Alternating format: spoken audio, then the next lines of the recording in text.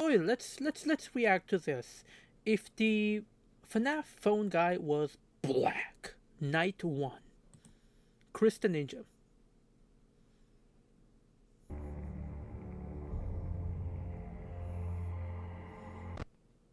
Okay, let's see how different will this be. I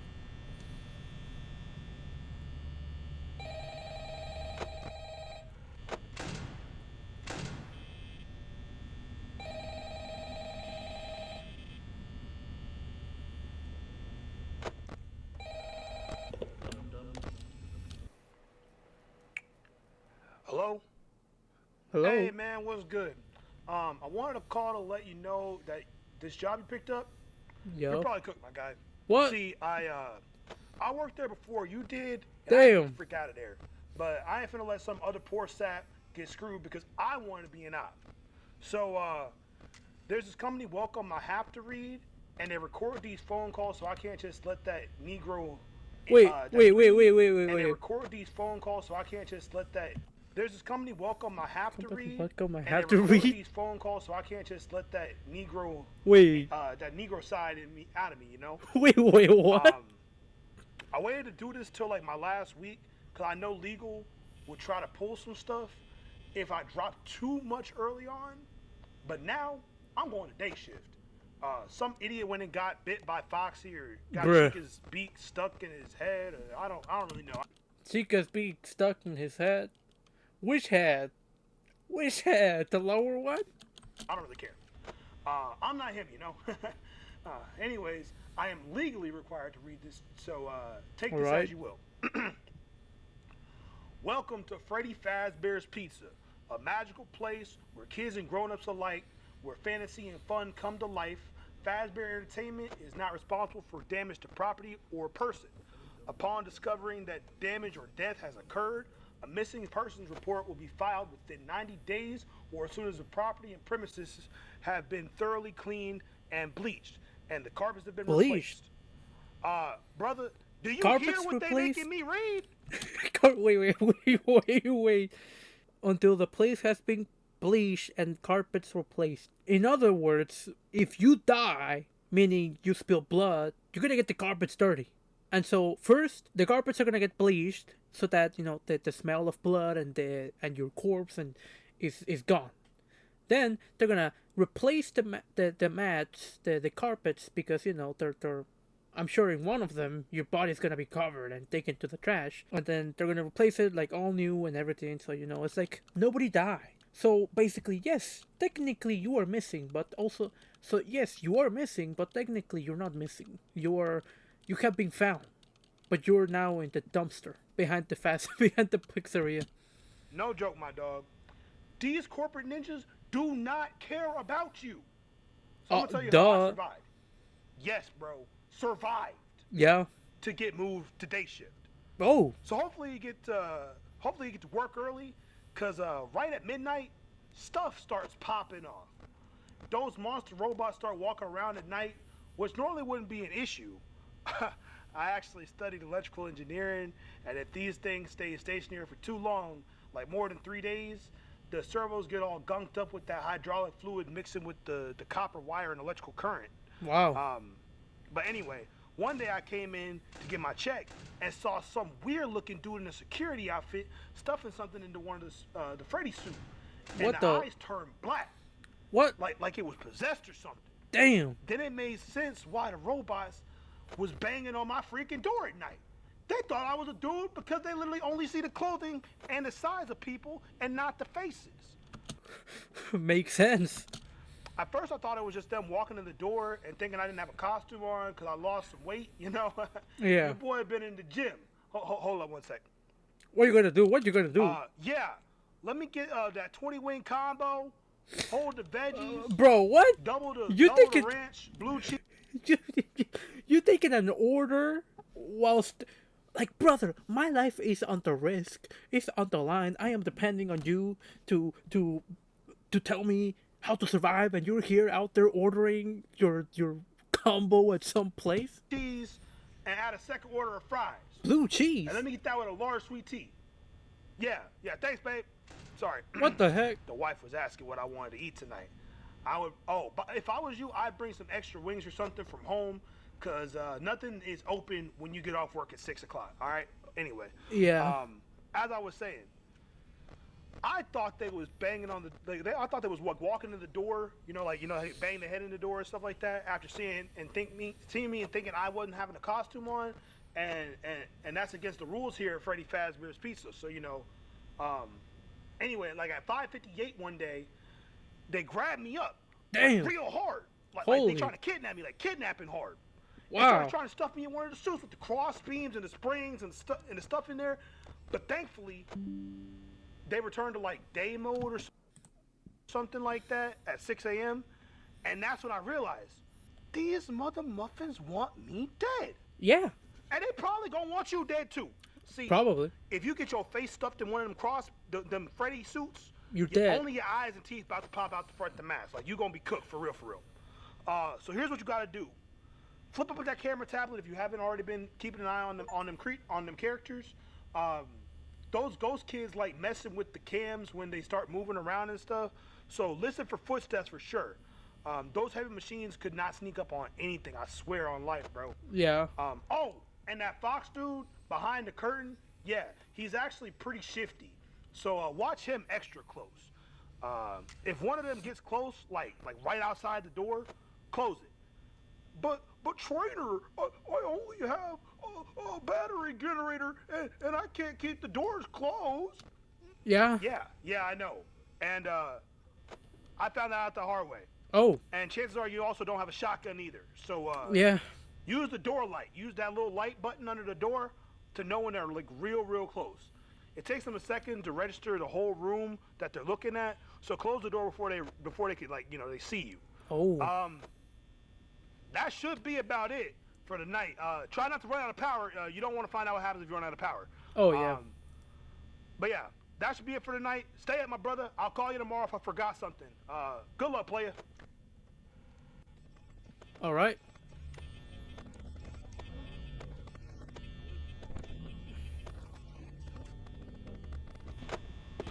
Oh.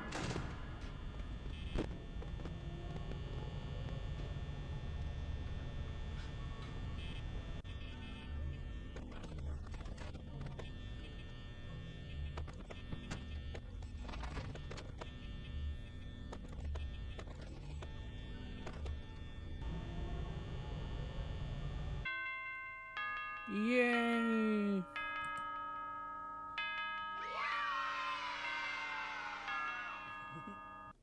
I thought it would be funny if there was a video of a black phone guy, but I couldn't find one, so I made one myself. This is the only fan-made FNAF 1 era phone guy recording that understands the basic fundamentals of phone guys acting. Wait, what? Born to be 10 years, forced to be 1 day ago. Oh yeah, like, it should have released back then. I gotta check this guy out. Let's see what his other videos are. Wait, what the? More? Holy. Guys, I know I said I was going to go and. I know I said I was going to go and play this, Sonic Rumble. But I gotta finish the series. There's a night 2, there's a night 3, there's a night 4. We gotta go through all of them. We gotta go through all of them. Definitely. And night 4 2 hours ago? Wait, basically by the time I went live, this thing went live. Wow. Okay, first, I gotta go to the bathroom. So, we are back. Alrighty. We are back. Alright, night 2.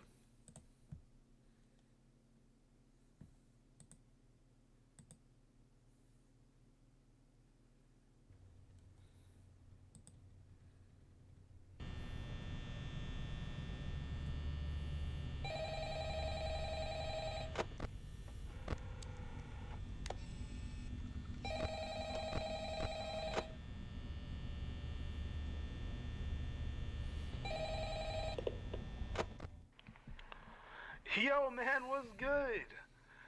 Two quick questions for you. One, did you run out of power last night? No. Me and Fritz had a bet that you'd run out of power on your first day. What the? I know this is a recording you can't really answer, but we have a power monitor the day guard has to boot up when they get in that shows how much power was left the night before. So I already won the $20 off the guy. Dang shame he got fired after his first night shift. Dude was cool. Second question. Wait. So I already won the $20 off the guy. Dang shame he got fired after his first night shift. Dude was cool. Second question. What the freak are you doing back there after what I told you yesterday? Are you actually insane? Or you need the money that bad? Bro, I swear, you try to save a brother's life, and then they walk right back into danger. Lead a sheep to water, or whatever the saying is. By the way, if you haven't looked at those cameras yet, I suggest you do that now. Monty likes to hop to it on the second night. No? Alright. Anyway, for some reason, Freddy likes to act like a mob boss at night, sending his lackeys to do his dirty work for him.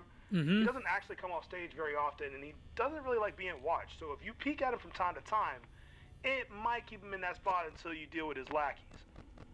Also, the game gets more active as the week goes on. Yeah. But for some reason, they reset every week. What? I think my idea of a system reboot once a week finally took with corporate, and since then, we had 20 less hires this year due to people getting clapped. Wait. What? Wait. What? What does that mean? Wait, so before the reboot system, there were... Oh, probably because, you know, there will be night shift people and then they would transfer to day shift. But because, you know, the memory system, when no one was looking and when thing was about to become dark, they would just kill the day shift worker on purpose, and with nobody noticing about it. And so, yeah, I guess that could be the only explanation as to why the reboot system, the reboot system would be necessary, because, you know, at least it saves the people from the night shift to be safe at next week for the day shift. They must see me as some kind of idea guy or something. I'm pretty sure that's why they moved me to the day shift. But yeah, Freddy and his friends get more active as the week goes on, so they might already be at your door or somewhere else in the building as soon as your shift starts. Oh. Like I said yesterday, use your door lights. The cameras have 2 blind spots, which by idiotic design are right outside your door. Your left door and your right door. Yep, both of them. Don't ask me why those cheapskates, I mean, our employers didn't just buy 2 more cameras. Apparently, keeping murder robots running costs a lot in 1993. You know, I came to 1993. Yeah. Pick up my check one day and saw this place. The one you're working in right now, yeah, this place. It brings in $1 million a week. But, Okay. You didn't hear that from me. Wow. But yeah, those blind spots aren't as bad as what the idiot engineering team did with Foxy. Oh. Wait, hold on one sec. Yeah, honey? Nah, I still got some from yesterday. Wait, you said you're going to Dairy Queen? Can you bring me back a large Oreo Blizzard? What? No, I don't want to say that right now. This company call might be recorded for training purposes. What? I don't know why they make the last night guard train the new one. It's a stupid rule. It is a stupid rule. Fine. Please, will you give me a large Oreo Blizzard, honeysuckle? Honeysuckle? You're the best. Alright, be safe. Love you.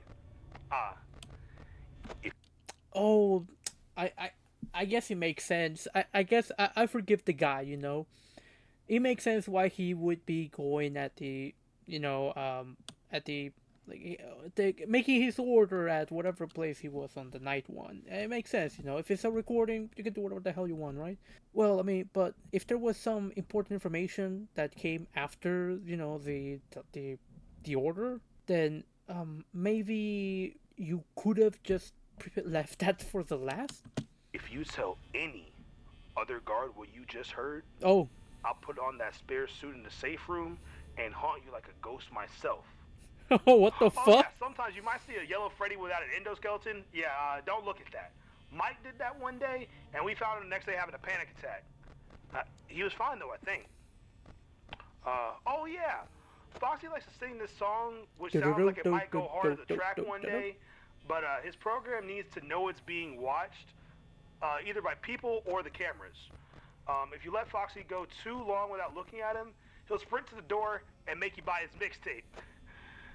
Nah, I'm half joking. It was something the software engineers put in to make sure the day shift guards checked in Pirates Cove after the bite of 87. You know how I told you some guy got his head chomped? Uh huh. Yeah, Nope. that was that incident. You should read up on it. Some guy named like M. Patrick made a movie about it or something. But like I said yesterday, the robots are probably possessed and will stuff your backside in a suit if they see you at night. So if you don't see a Foxy in Pirates Cove, close your left door because Foxy runs a 4 flat. Anyway, I'll call back tomorrow if you make it. And if you hear that message tomorrow, you really are a broke head goofball. Night, broski. Yeah, we broke.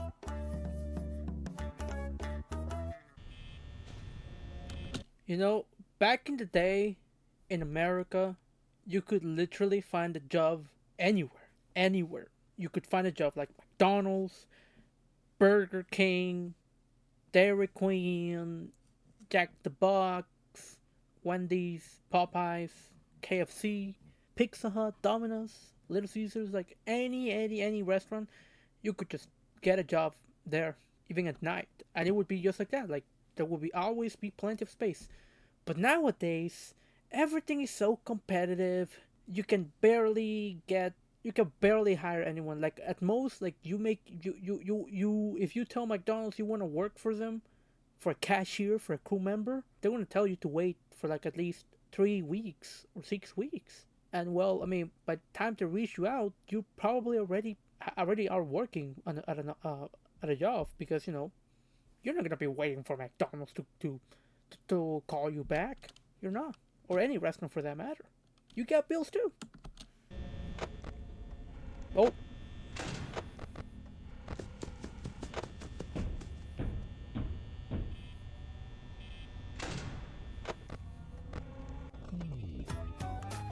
but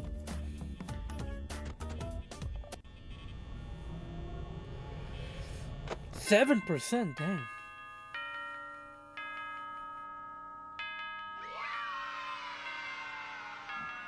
Or All right. We're gonna go night 3.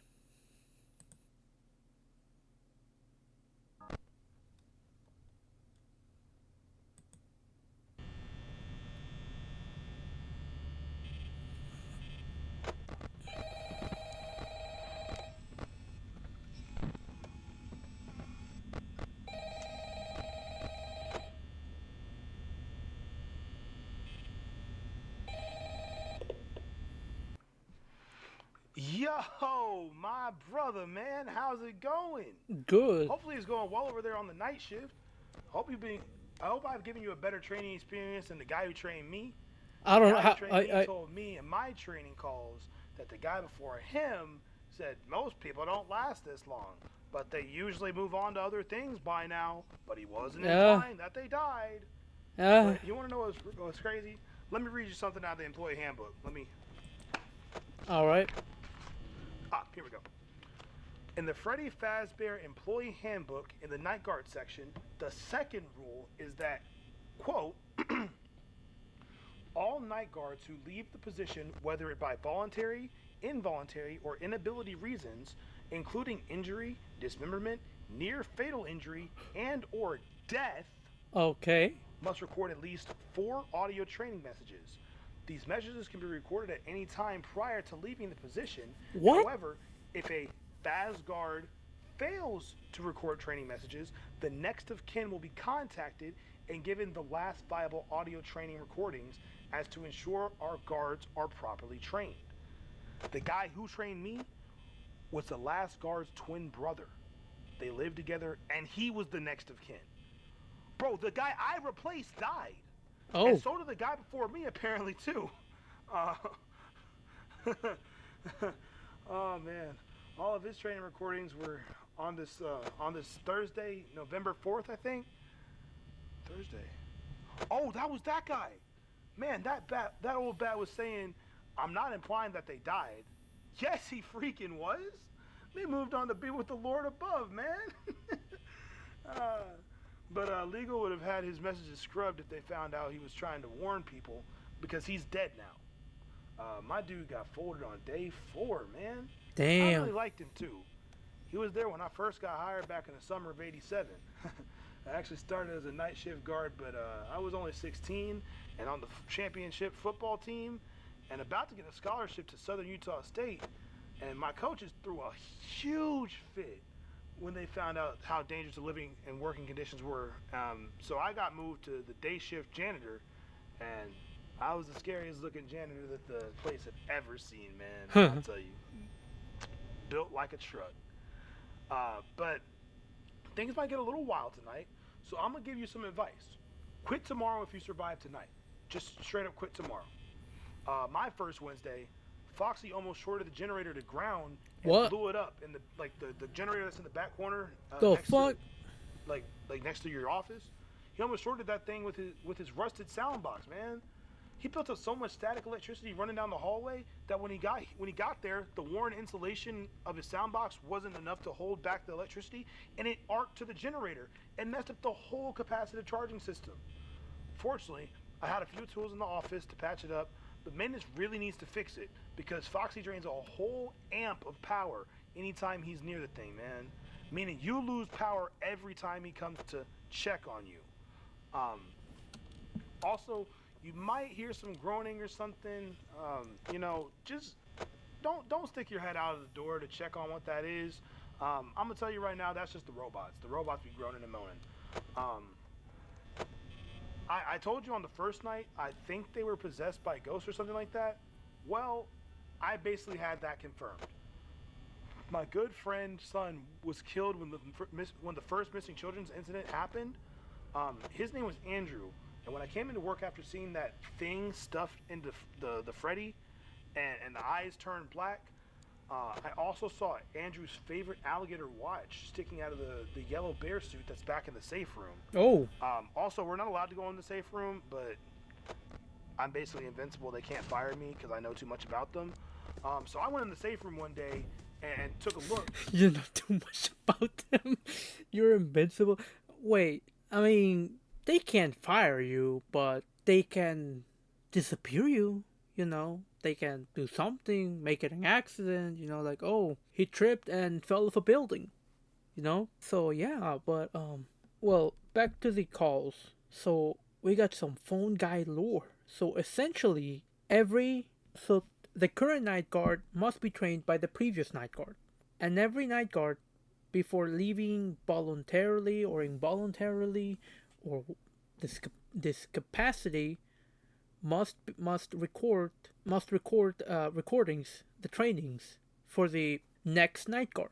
However, if the night guard dies before doing the recordings of the previous night guard will be used to train the new one. So, let's say you have your grandpa's brother goes to work at Freddy Fazbear, and your grandpa's brother, he survives, he does the recording and everything, but then you have your father's best friend work at Freddy Fazbear, but your father's best friend dies, and so now you, who is now working at the Freddy Fazbear, you're now being trained by the recordings that your grandpa left behind, and so yeah, I assume that's what I understand, right?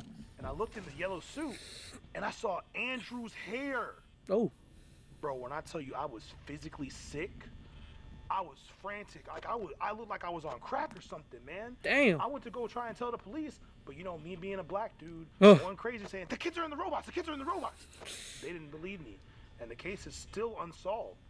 But I did tell Mike, we called Mike Smitty, but Andrew was his son, and that day Mike said, wait, hold up one sec.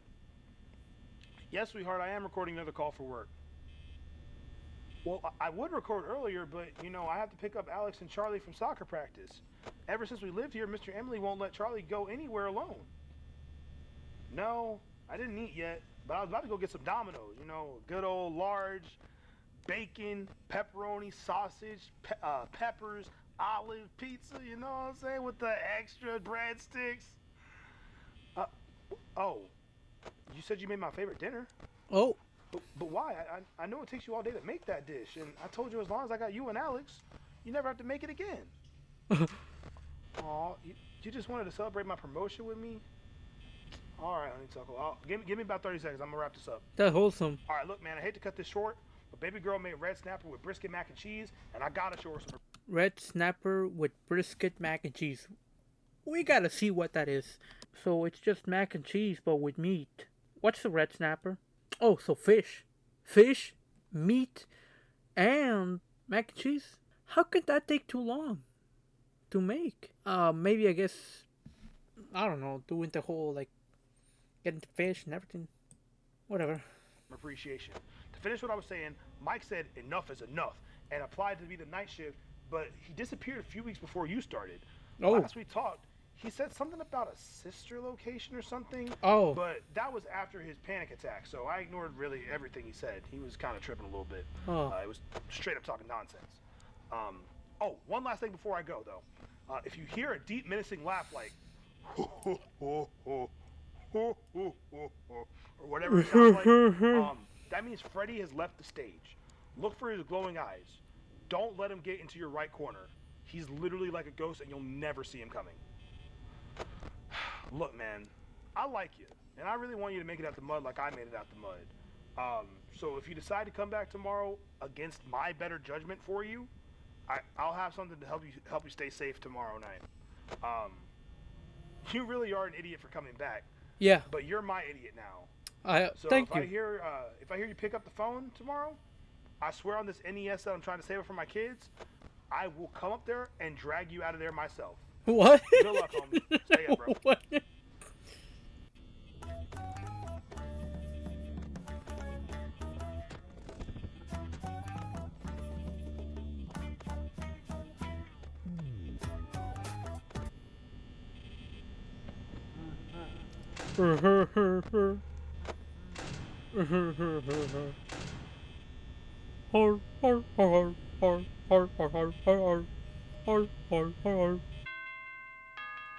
Yay!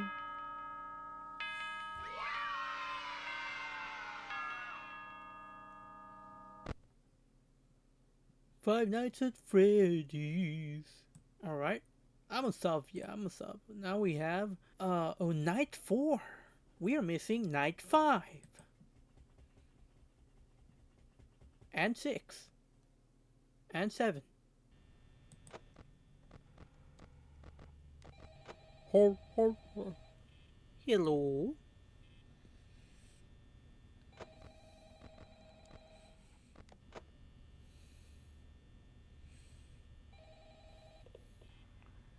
Yo, man, I'm done playing with you. Oh. I'm coming up there, and I did leave you something under your desk that can help you survive tonight. Is it a gun? There's not much I didn't tell you already, but I do have one final tip for you. If you start running low on power, just stay still and check your door lights. And also do a quick little flip on Foxy so he doesn't drain the little power you got left. If you let the lights go out completely, well, let's just say you and Freddy are gonna get real personal. Now, you might be wondering why I gave you a black gloves and a black ski mask. And that's because if you run out of power, it'll help you blend into the darkness. Oh. I actually have had to use that trick myself a few times when I had the power run out on me. Sometimes those goons Freddy sends out take both doors and just sap your power. They don't leave. They just stand there. Yeah. Man, it's so frustrating, bro. I want to go snack them up and knock them away, but like, they're 10 feet tall and like 2,000 pounds. But yeah, there's no avoiding them while the lights are on, but they can't move if you're looking directly at them. But if you flip the camera up and you slip up and let someone in, directly at them. But yeah, there's no avoiding them while the lights are on, but they can't move if you're looking directly at them. But if you flip the camera up and you slip up and let someone in, the animatronics were actually built with a safety feature that, again, was one of the dumbest things I ever heard in my life. The safety key interacts with the door to prevent it from closing.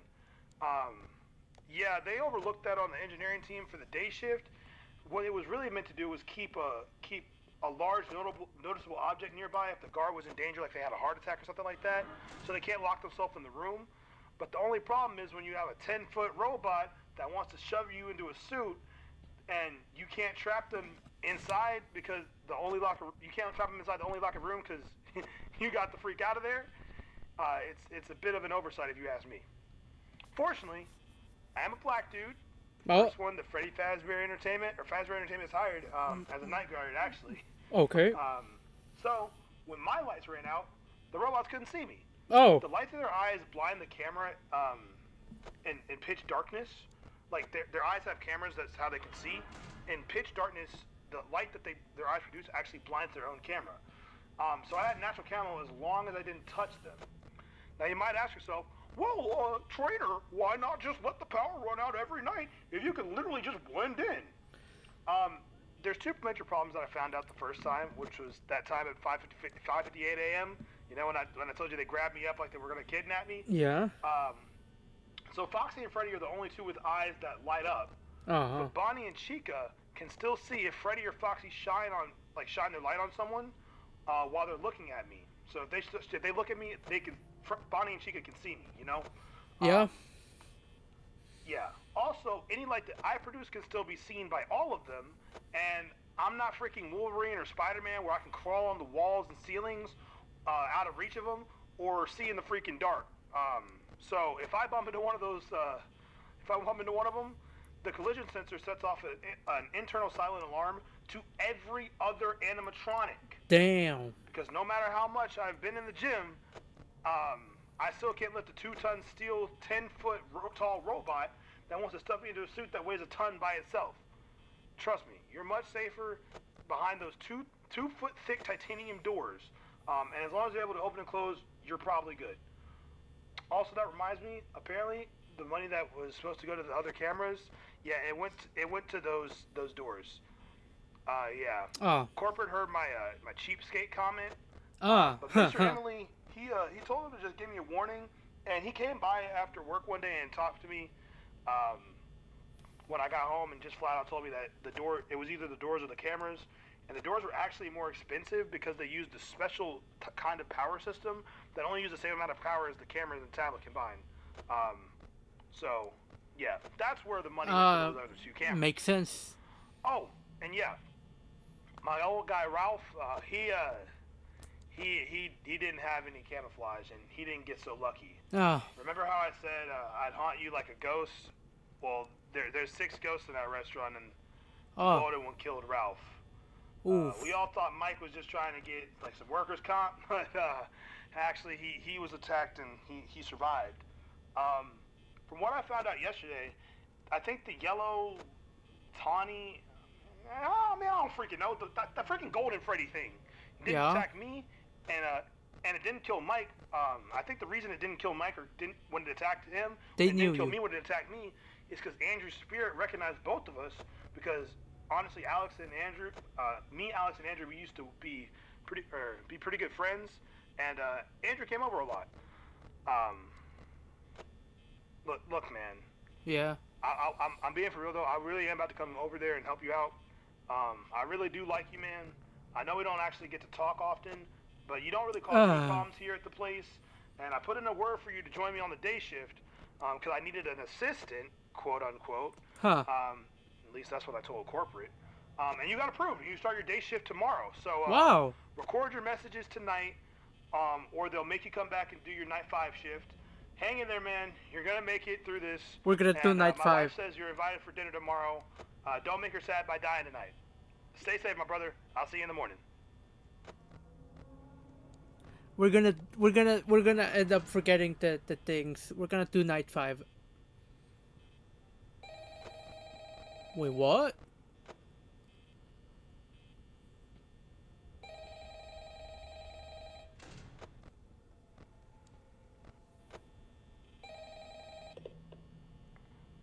Alright, yo, my guy. I just saw the power levels are draining pretty fast, so I'm throwing on my uniform to come help you out and give you some assistance right now as we speak. Wait. Power up until I pop up. If the generator dies, the swipe access won't work, and I literally will not be able to help you. Hold on. Yes, honey? Oh, thanks. I actually will need this. I promise I'll be safe. I love you. I promise nothing on earth is gonna stop me from getting back home to you. I live right around the corner, and I'll stay on the phone with you until we, yes, we make it out of here alive. All right? Bro, what the? Wait, what's going Okay, from on? here, bro, Foxy, close your door. Close your door. No, close your door now. Bro, stop doubting me. Bro, keep that door closed. Bro, go, Foxy. Whoa, wait, Close wait. the door. Stop doubting me and close the door. Oh, Close bro, it. bro, bro. Yeah. Yeah. Yeah. Okay, you stay in that room and don't come out.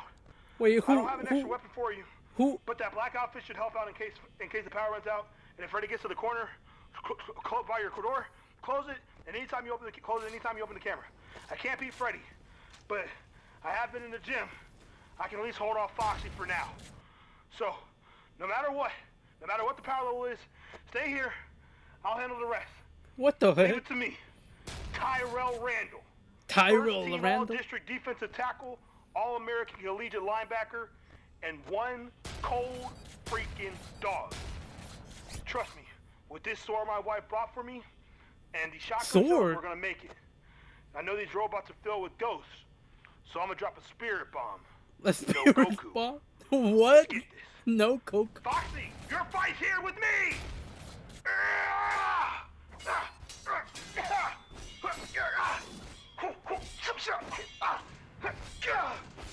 Stay back! Stay back! No! You doing all right in there? Oh, I thought I wouldn't need the shotgun this time. Looks like we gotta use it.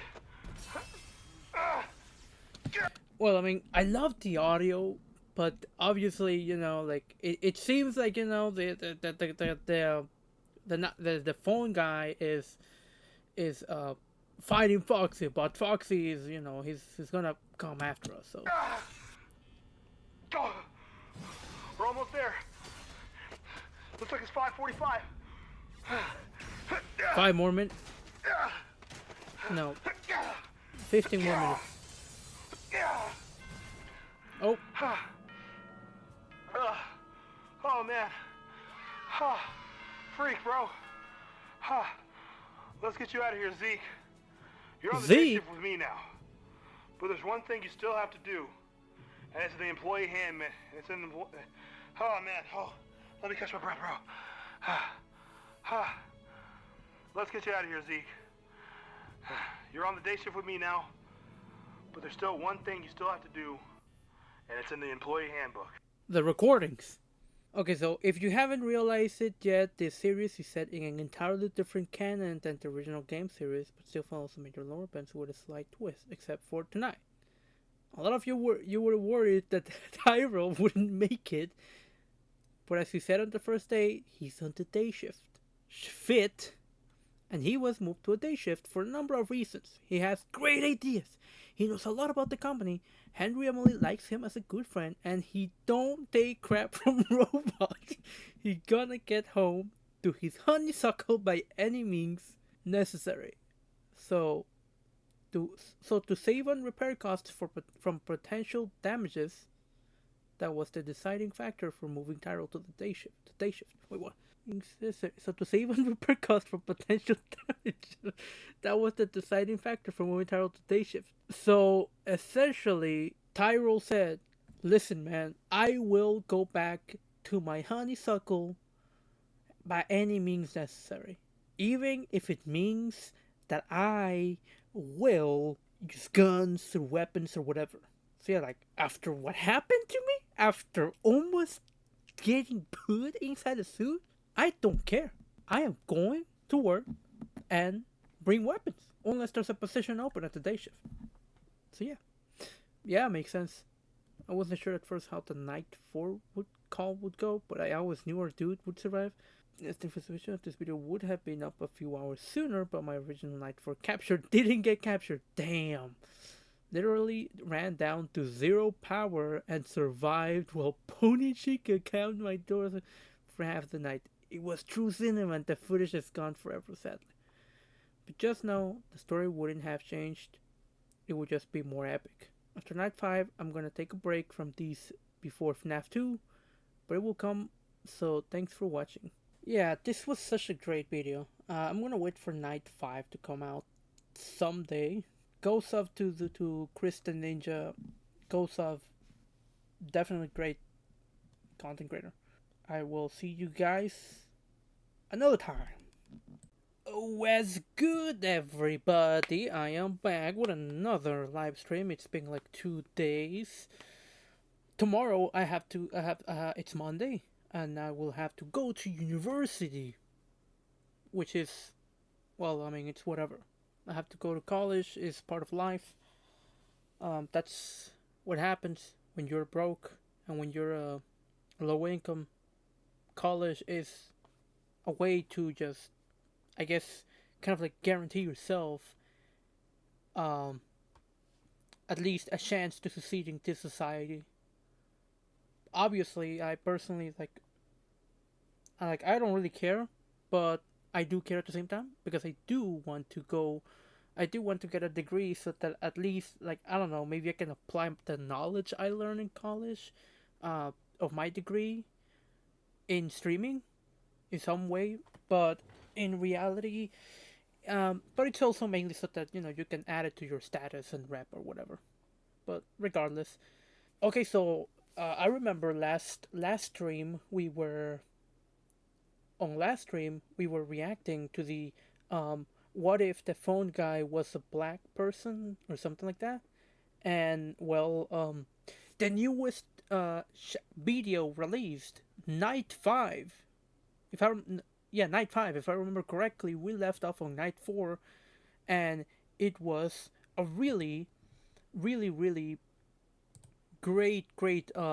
It was like one of those very very cool moments, like epic fights. And so yeah, we're going to go and react to what if the phone guy was Black Knight 5 by Chris the Ninja. Hopefully, by the time that all of the nights are over, I will make a YouTube video where I basically make a compilation of all of my reactions of all of the nights so that I can put it up there on YouTube. And obviously, always support the original creator, go like his videos and everything.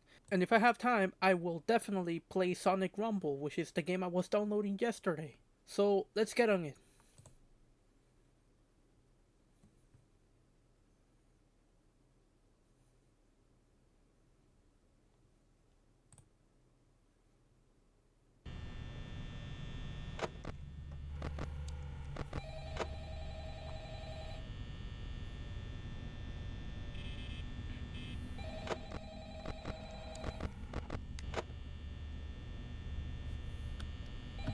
Wait, didn't in the original game the phone guy die on night 5? Like at the beginning, it was just the sounds of the phone guy just dying and everything.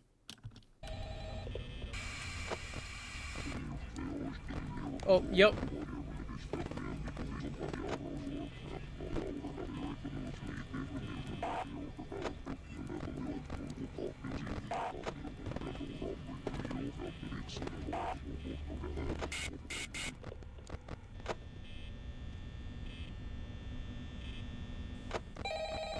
Oh, Yo, man, I got some bad news for you. what happened? Unfortunately, Big Boss wasn't able to find anyone willing to fill your position until at least next Monday night. Shit. So it looks like you're gonna be pulling a double shift tonight. Double shift? Yeah, sorry about that, homie. But you do owe me one for coming up there to save your life last night. Yeah. Hey, I had an idea I forgot to tell you about. Our clocks, like our punching clock runs on a 7-minute interval, and so every 8 minutes counts as a 15-minute block. So maybe if you went in at like 11:54, clocked in, then left, you'd be able to get out of there before things get too crazy. Oh wait, but all the clocks in the building are synced, so the front doors require swipe access after 11:54. Yeah, I found out the hard way when I was almost late for my shift and showed up at 11:55 and the doors didn't just open. So yeah, you're kind of just stuck there. Sorry, man. Okay. Oh, also, I kind of shot through Foxy, Bonnie, and Chica's voice box. Yeah, when I was fighting about Foxy last night, Man, I wish you could have seen it, man. There I was wish sparks too. flying everywhere. Foxy Took almost clipped me a few times. Then Bonnie and Chica tried to get cute and sneak up on me. Damn. So I had to put them down with the shotgun. Man, I put one through Chica's jaw. Now it hangs open to the side sometimes. And I almost gave Bonnie a flashback of what he looked like in the last location. What last location? Oh wait, we're last location. That's a reference to Final Fantasy Freddy's 2. If y'all didn't know, in FNAF lore, FNAF 1 is actually after FNAF 2. So essentially, according to the lore, there was Fredverse family dinner or dinner, whatever, and over there was Golden Freddy and Golden Bunny. Well, it's not Golden Freddy. It's actually Fredbear and Spring Bonnie. Fredbear is the one who caused the bite of 83, which is seen in FNAF 4. And so I'm sure everyone knows this, but in short, in FNAF 2, we see the broken animatronics. And so the animatronics we see in FNAF 1 are actually those models but repaired. Yeah. And back then, Bonnie didn't have, basically had only one arm and literally no face. Man, man, I can't believe I came in there to save you. Well, actually, yeah, I can. My wife kind of gets excited when I do some heroic stuff. Yeah, and I wanted to have a good weekend, you know. What was I saying? Oh yeah, the voice boxes. So normally on Friday, the company has the animatronics call you and give you like a congrats for making it through your first week deal thing, you know, like you know, a little congrats for making it through the first few days, you know. They want to give the guards a false sense of security for a while. Yeah, they want to give a false sense of security for a while because most of us would die after like the first week, and so we'd only last 1 week, and then we'd have a new guard. But after that system reboot idea I had that makes them kind of go back to normal on Monday nights or go back to being docile on Monday, it was basically useless, but the software engineers screwed it up again. They accidentally coded the date and time settings to reset when the robots get rebooted. So the kids and the ghost kids in there actually basically are reliving the same week over and over. Damn! Imagine being a ghost and knowing that you're essentially reliving the same week over and over. Wow. And for a ghost, if you're like, you know, a ghost victim, you know, like imagine reliving how you die every single time. That must be really, really horrible. Like I wouldn't even wish that to my worst enemy. While us as night guards, we can adapt as long as you live long enough to learn their patterns. Wait, hold on 1 sec. Yes, sweetheart. How do you like the food? Hey, I hope you like the food, man. I think he took a plate home or to work with him tonight.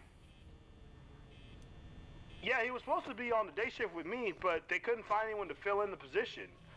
Too short a notice or something like that. No, I'm not going. Wait, so this means that when we do get replaced, that next night guard is essentially cooked? So essentially, not only will it be up to us to record the messages so that the next night guard can survive, essentially now it's like the next night guard could technically be cooked. Meaning that there's the likelihood that after the first 3 days or the first week, the night guard that replaces us dies. So imagine living that with your consciousness. Imagine having that in your consciousness. Like, so basically you survived, but someone else can potentially die, essentially, in exchange. Back up there tonight at 4 a.m. to save him again, man. Like, man, no. Yeah, baby, I'm sorry I scared you. I know you was terrified. You said, do I want to help you make some cookies with some whipped cream? Not really. I'm kind of tired after saving Zeke's life, and you know you've been spoiling me with food all week. And on second thought, I think I will help you out. Hey man, I got a dip. My wife needs some help making dessert. We're having honey cookies and whipped cream, and she needs me to whip the cream because her arms be getting tired quick. Just remember what I told you yesterday. If you start running low on power, try to stay still, peep the lights for a little second, flip up on Foxy, and be still. You still got the black gloves and mask that I gave you yesterday. Put those on before your power runs out completely. If the power goes out, remember Freddy, he can't see you even with the lights in his eyes. It blinds him, like the lights blind his own camera. So it might take him a while to find you in the dark. But to Wait, didn't you say last night or the other nights that Freddy can't see you? prevent that from happening, keep an eye on Freddy as long as you can. You know, it might save your life in the long run for the night. Last thing. I did record overtime messages, so I hope you never have to hear them. But by then, most guards are either wisely quit and didn't show up, or they were terminated in some way, mostly by getting stuffed into a Freddy suit. So I just left some voice notes about what Mr. Emily wanted to tell Alex one day. You know, Alex is my son. He wanted to tell Alex some stuff, so I just recorded those messages for him. Wait, by overtime, we're essentially talking about night 6, right? Because usually in every FNAF game, you have 3 stars. The first star is by completing the first 5 nights, the second star is by completing night 6, and the third star is by completing custom night with basically every character having like all maxed out essentially. And I think there was also an Easter egg where if you put 1973 or 78, something like that, you end up getting Golden Freddy to appear more often, I think.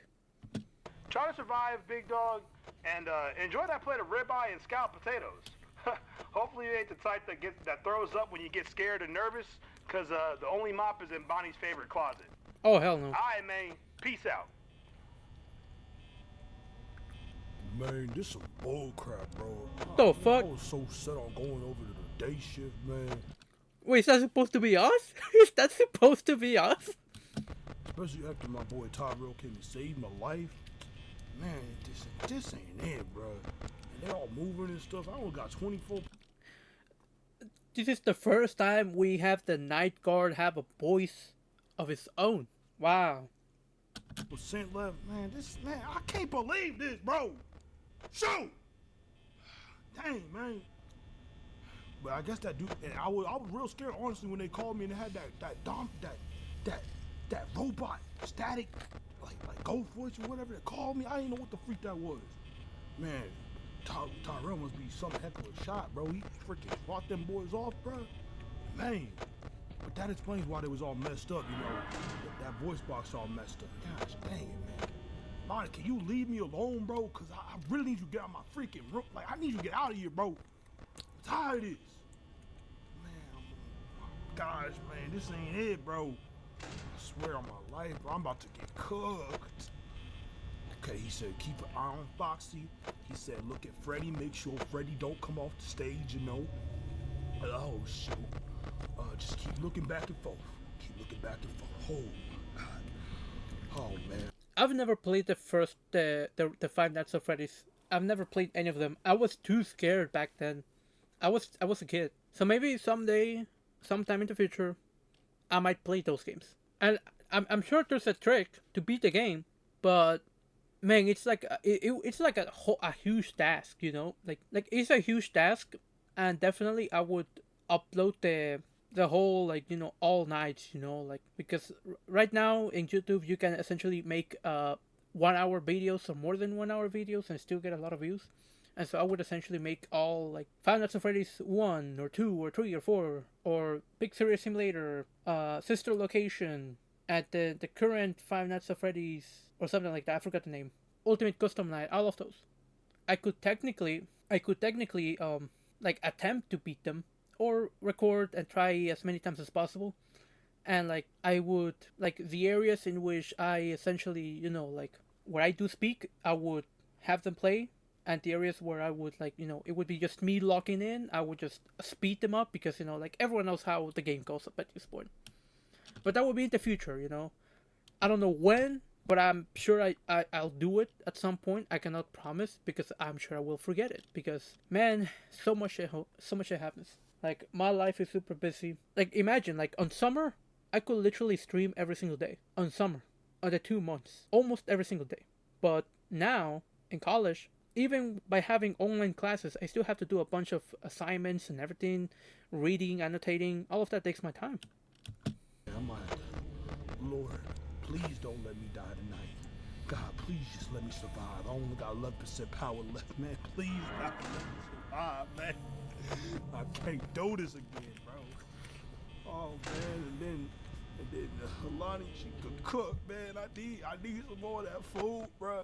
I only brought one plate with me, man. Please. Oh shoot, Freddie done left the stage. Oh, God, man. Okay. Let me go ahead and put the gloves on, put on the mask. All right. We might be all right. Put the gloves on, put the mask on. Okay, mask and gloves is on. All right. Oh man, we got 4% power. Oh no, this ain't gonna end well. Okay. Oh fuck. Little flip. Yeah. Okay. Check Foxy. Okay. All right. Little flip. Little flip. And little flip. Check in the kitchen. All right. Little flip. Check on Foxy. All right. Little flip. Chica is always in the kitchen because she loves pizza way too much. Freddy going on move, man. Flip. Okay. We at. Well, it says 0, but we ain't got. Oh snap! Oh, this is what he meant when he said I shouldn't run out of power. Yeah, we dead. We're dead, bro. We're dead. Maybe if I stay still, nothing's gonna happen. Like maybe I'll survive. Freddy's gonna tickle her booty, bro. Just stay still. Freddy's gonna put some baby oil on us, bro. Okay, he can't really see. Look at him, bro. He looks just like Diddy. Just like Diddy. He just needs some shades instead of those glowing eyes. See me though, right? He really can't see me because. Yes! Oh my God! Oh, I'm going home. I'm never coming back here again. Never coming back again. Y'all got me messed up, bro. Damn. Seek Lawson for 120, bro. It ain't worth it, bro. You know what? In these days, in this day and age, 120 for 5 nights? That's like a misery. You know how much is rent these days? About $1,000. So imagine if you worked as a night guard every single week. You will have 120 times 4. It would be $480 a month. You would not be able to even cover half of the rent, at least in California. $1,000, $480 per month. That's not worth it. That ain't worth it, bro. But then again, you know, back then in like 70, we're talking about like 80s, 70s, 80s. Back then, a burger costed like around $1 at McDonald's. And we're talking about the Big Mac. Nowadays, it costs around $8. So it makes sense why, you know, you would want your wages would rise a little bit more. But obviously, things haven't risen. Like these days, the minimum wage is not enough to actually cover rent alone. Like it's not enough. And also, like, you do need to, you know, first you need to get a job at some place, at whatever minimum wage job. And then you need to find yourself an apartment near that minimum wage job. And it's very hard. It is.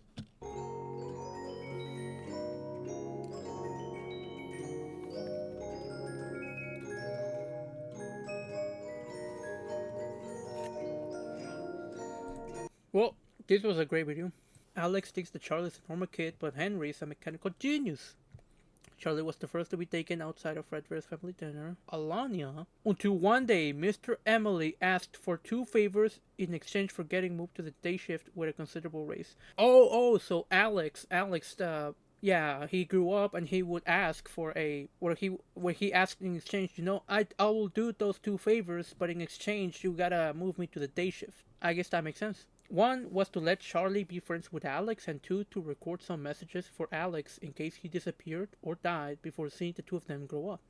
And that's how Tyrell has so much immunity in the community and how he got moved to the day shift by now. But who is Alex? Is Alex Tyrell's younger brother? Is Tyrell Alex's younger brother? No, I mean, is Alex Tyrell's younger brother? That's the most confusing part. And wait, but here's the one thing I find it confusing. 1 was to let let Charlie be friends with Alex. Charlie be friends with Alex. So this is implying that they were like teens, you know, because like the minimum age you can work is around 16. And so basically, but we all know that Charlie originally died as a kid, so that's impossible. And also, like, and also, how can it be like, for Alex to be changed to the day shift so that he can be friends with Charlie? Like, so I don't know. Now that I read this means that Mr. Emily wanted. So the two favors that Mr. Emily asked was for Alex to be friends with Charlie, and and to record some messages for Alex in case Mr. Emily disappeared or died before seeing the two of them grow up. But here's the confusing part. The confusing part is Alex's age and Charlie's age. That's the one thing that's left out confused because we don't know how old was Charlie when she died. Well, let me look it up. Charlotte Emily, how old was she? Nobody knows. Nobody knows. 76 to 83. Age 7? Oh wait, this is something else. So they don't know, but they know that Charlie is a child. And so this is the thing that I'm wondering. If Charlie is a child, because everyone knows that Charlie died. Everyone knows that. Wait, I think I'm getting this different thing. So Alex is a child. Alex is a child. So in this universe or timeline of Chris's FNAF universe, Charlie doesn't die. Like, yes, she got killed, but technically she is also alive. Basically, she's kind of like a robot android sort of thing, where her soul and spirit are still intact or are shared alongside the puppet. And so, because this is talking about like he had never met Charlie. Alex never met Charlie, but remembers the security puppet acting weird that day and going outside in the rain, where basically Charlie was coincidentally. And so basically, that's where Charlie died. But technically, like after that, Terrell's parents moved away from the original home where Terrell is now living with his wife Elonia and his son Alex. So Alex is still alive. Alex did not die, essentially. At least not there. And Alex found it strange, despite living next to Mr. Emily for years, and he found it strange how Charlie fell down countless of times from her bike while playing, and he never saw her bleed or show any type of bruising. So basically, Charlie is like an android with some sort of immunity, invincibility kind of thing, due to being an android or robot. But here it says one thing: until one day, Mr. Emily asked for two favors in exchange for getting moved to the day shift. Until one day, Mr. Emily asked for two favors in exchange for getting moved to the day shift with a considerable raise. Oh, so I suppose this part is in reference to Tyrell. So essentially, for Tyrell, it's essentially when Tyrell asked to get moved to the day shift and get a considerable raise, Mr. Emily took this opportunity to have two favors done, and those being to let Charlie be friends with Alex and to record some messages for Alex in case he disappeared or died before seeing the two of them grow up.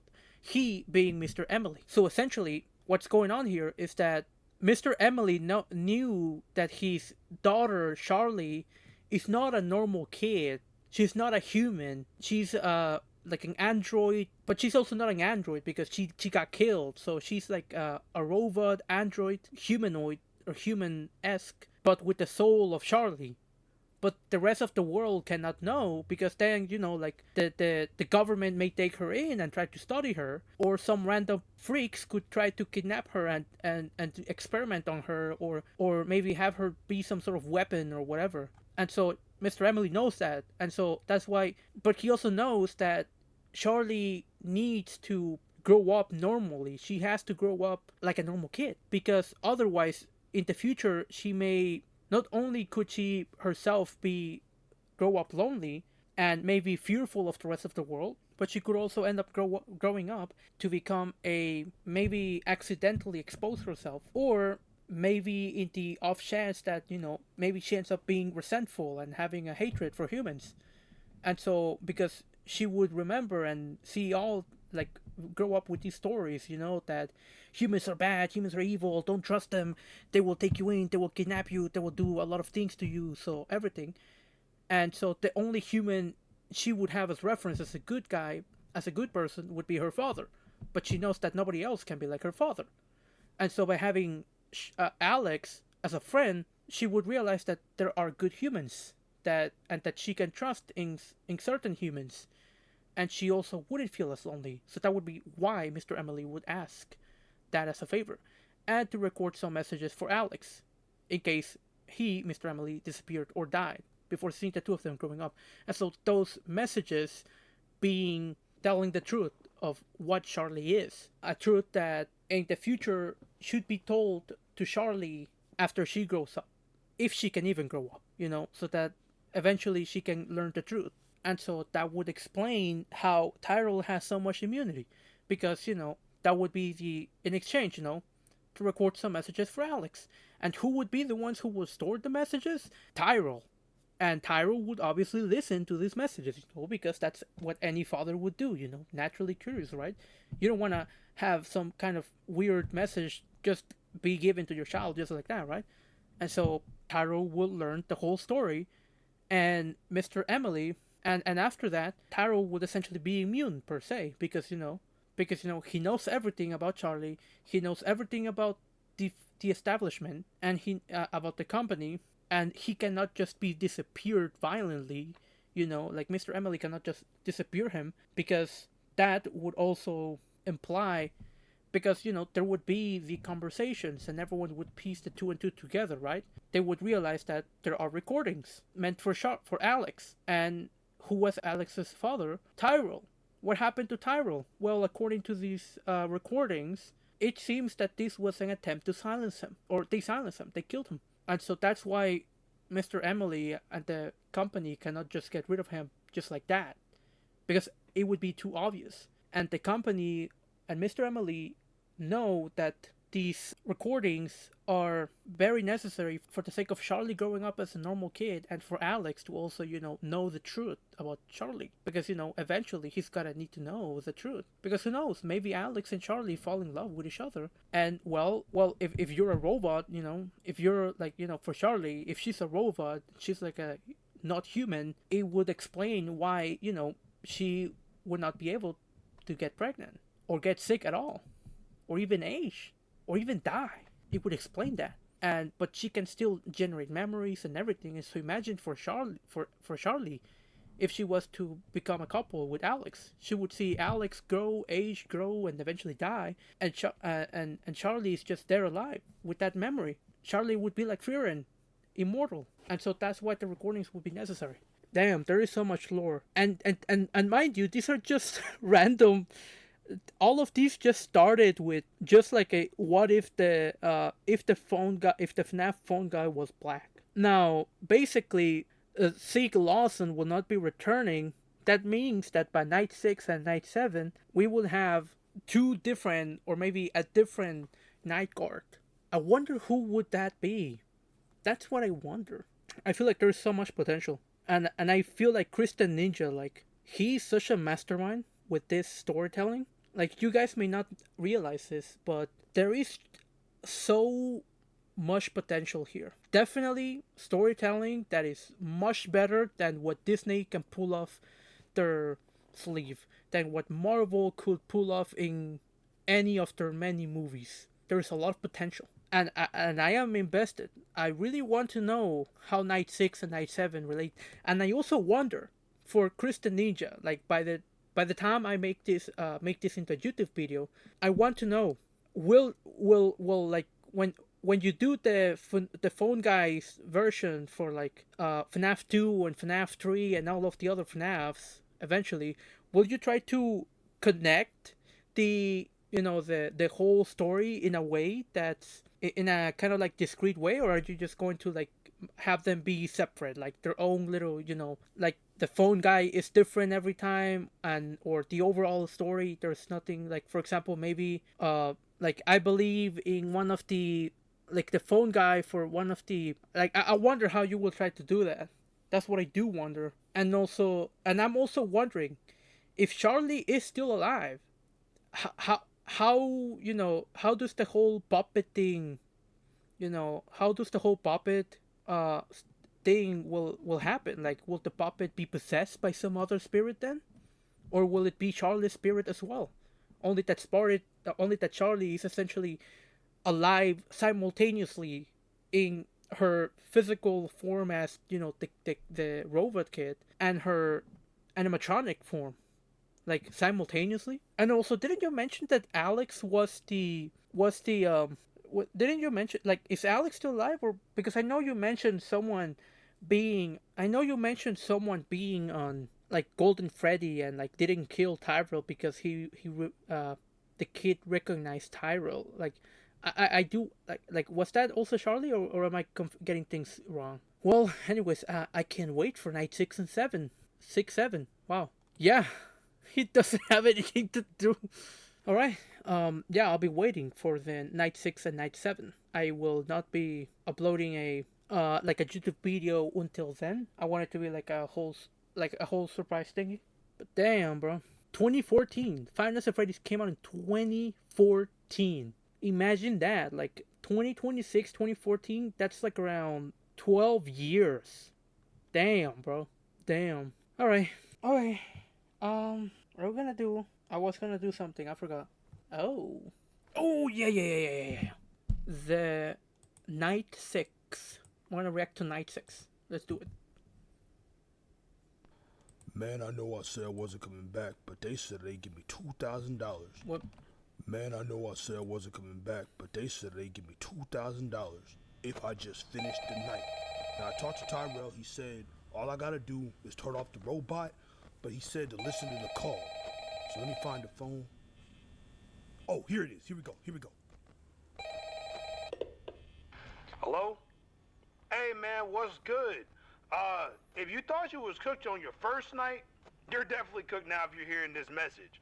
But on the bright side, the overtime pay is like 5 times time and a half per night, so you should be getting quite the 5 times, 5 times time and a half. What? 5 times time and a half. So essentially, instead of getting what I forgot what was the last check. So instead of getting like what $2 an hour, you now get like $10. That's actually good compared to that. But damn. bonus if you survived today. But if you heard any of my recordings before tonight, there's no way you showed up, right? Oh man, wait. So these are recordings. So you're telling me this whole fight, the whole thing from night 5, was just recordings, and we weren't actually like like get we weren't actually getting lore, like we actually never interacted. What? The company literally forced me not to tell you we have a robot that Mr. Emily built that's meant to handle the Saturday night shift, but it does cost a fortune to run. So usually we take it out of the week's check, and that's why our overtime check is so high. If you did decide to show up for the overtime check, go ahead and turn that robot off before the night's over, or you won't get paid for the night. Oh, let me go ahead and turn that keep it off right above now. you. All right, bet. Like I mentioned before, Mr. Emily built that robot to handle the Saturday shift, but actually, he kind of made it in my likeness, and it almost mimics my behavior. Wow. I did want to tell you how I got put on day shift. So, what ended up happening was Mr. Emily actually lives right down the street from my parents' old house, and I live there now since they wanted to move to a cheaper state. So Mr. Emily hit me up one day and was like, "Hey, do me a couple favors, and I'll move you to day shift." And I said, "Bet." So all he said was I had to just take his daughter Charlie to and from soccer practice, let her be friends with my son Alex, and become her guardian if anything were to ever Finally, some actually confirmation of the lore. Damn, bro. happen to him. And to me, that didn't seem like too much work. So I said, "Yeah, bruh." And Mr. Emily hooked me up with that day shift gig. As long as I recorded my night messages, of course. But my night guard training messages, ironically, did such a good job that I trained most of the guards here except for like Ralph and Mike. Now, see, Mike never got to hear my calls, but he joined the night shift the week after Ralph died because I told him I told him like I think that there's someone killing people in the restaurant, and of course Mike didn't record anything. He went on some crazed man on a mission manic run or whatever. Dude literally worked 7 days straight and only heard Ralph's call to day 4, and that man hit the craziest night shift I ever saw, bruh. Man freaking found a way to disable the robots and stuff. Wow. And found like some kind of file. Now, see, they fired Mike because they said he tampered with the animatronics. But honestly, between you and me, I really think it's because he found that file that told where all the Freddy's locations were. And he said after he found it, he was going to go to like the circus, maybe Pizza Oh. World. So I think I know what's going on. So the lore in Kristen Ninja's FNAF world is that Mike is actually gonna be the main character, the main security guard, the main night guard for the sister location. Now that's crazy, bro. Now that's some lore simultaneous shit happening. That gets me excited. I think he said. I don't know. Um, I don't really know where that is, but he had a map to it, so I trust him. He's gonna find it eventually. But he went missing after he told me that. Now, me personally, I never liked Mr. Afton. He always kind of made my black senses start tingling. What? Your black senses? What does that mean? Unless you mean like when you grow up in the hood, you know who is us and who is not, that kind of thing. But like I don't know, like and also it doesn't seem like the phone guy grew up in the hood. I don't think he ever said that, right? He ever mentioned that? So yeah, like I'm sure it's some funny thing, I guess. One day I saw him changing shifts, and he was washing blood off of like one of the yellow rabbit suits or something like that. Oh. And honestly, I always saw him a kid 1 minute, and then the next minute they was both gone. Oh. But the day I saw him washing the blood off the suit, he mentioned he was helping someone in the kitchen with some first aid who cut himself. I think that's his blood. I think he died. Like, no, he didn't die, but he did get hurt. But I guess that here's when something happens, and he's gonna get got. And funnily enough, we actually did have a cook that cut his finger off that day. Yeah, I wouldn't really recommend eating the food here, especially since it never found that finger. Ooh. Man, I swear, this would have never happened at the old location. See, the last location didn't have any doors in the office, which sounds crazy, but I kid you not, everything else there was safe. Everything, well, yeah, there's not an easy way to say this. 6 kids died, Ooh. Yeah, we actually work in the old building that was the first location, but after all the wrongful death suits from the parents about their kids dying while at the restaurant, it kind of forced the company to go bankrupt, and we ended up downsizing to this location. I heard it's because one of the guards put on the yellow suit, and he would take kids to the safe room when people were distracted by the main show. But we didn't notice it, and the whole thing didn't get shut down until the day after, after Andrew disappeared and Jeremy got bit. Yeah, they shut that whole restaurant down because the bite of 87. That week, that was the week I complained about conditions, and the robots got more active and aggressive, and tried to get in my office a bunch. I told Ralph, and he switched me to the day shift, for janitor. But one night I saw the Golden Freddy suit show up, and it was about to attack me, but then it put Andrew's watch, his alligator watch, on my desk. Oh. And so I felt like I had to go check it out to see if it was really what I thought it was. And I went through there the next day in the safe room, saw Andrew's hair, got all sick, and told Ralph. And then I went and told the police, and then Ralph, he was kind of my supervisor. He told me take a couple days off. He'd take the night shift himself. And yeah, he said he'd let us know when they got us back to work. Man, that whole thing sucked. But one good thing was I met my wife at that other location. Oh. Maybe if I like you enough, I'll tell you the story. Oh, wait, hold up a sec. Yeah, baby. Oh, yeah, I am doing that thing for Mr. Emily. Yeah, it was really nice that he made that robot to help me out for overtime, Nah, unless I really like the guy, I ain't gonna tell him that the robot adds to my paycheck if he doesn't turn it off.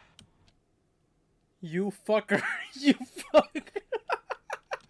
If he doesn't turn it off, well, we already turned it off, bro. Well, if there's a guard I actually like, I'll let him know the day before they head into the shift. Oh, yeah, for sure, I can make dinner tonight. And I'll give you a foot rub, too, Nah, baby, you deserve it. You've been spoiling me this whole week, this whole month, man.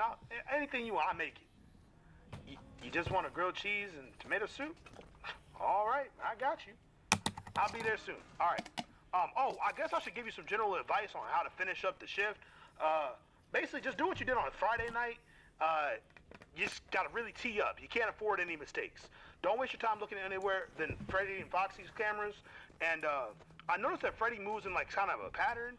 It's just a theory, but you know, it's like the stage to the dining room to the bathroom to the kitchen, because I hear his music in the kitchen all the time, and then he hits the hallways and it hits your hallway corner on the right. Now, if he gets in the right corner, you gotta close the door before you flip the camera up. That's how some people got cooked. I saw the remains. It's not cool. Oh. I think that's about it. But I have one thing left to say.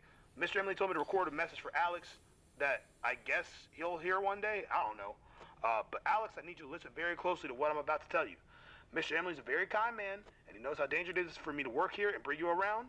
He told me to tell you, never let yourself be alone with Mr. Afton, and tell me or him if Mr. Afton tries to talk to you. But you really shouldn't ever really try to talk to you, because I made it real clear to Mr. Afton the day Mr. Emily told me about that he can act around and find out if you want to mess around with my son. You know? Second, he told me that if anything were to ever happen to me, take the robot in this room and put in the code 101983. It's on the back keypad. Just put it in there. He said it would be there for you, but I don't really know what he meant by that. I just trust my dude, even though he's my boss. I trust my dude. Last thing he told me to tell you is you absolutely cannot let yourself fall in love with Charlie. And you can't let her fall in love with you either. I asked him why, and let's just say she's a little too iron-willed. She's a fucking robot. I knew it. She's a robot. To be a good partner. I hope you never have to hear this recording, but if you ever do, son, Pops loves you, little man. Anyway, Night Guard, good luck, little homie. Unless I know you pretty well. And now you big homie. Good night, bro. Wait, why would Alex need to know this? And I'm on 1%? Oh no, I was listening to the call too hard. Oh, this is not good. I might be. Imagine if the fucking phone actually took up power, bro. He cooked. Okay. Oh, Last man. night I just stayed still and didn't move, and everything ended up being all right. Maybe the same thing will happen again tonight. Right?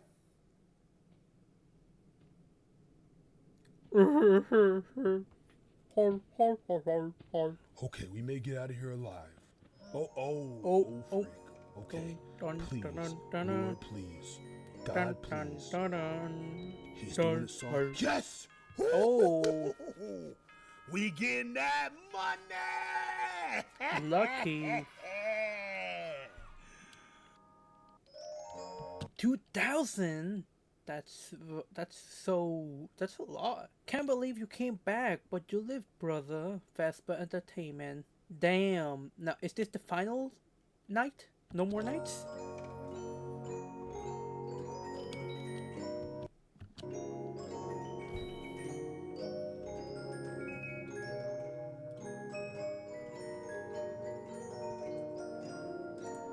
Alright, so let's see the lore, bro. What the fuck happened?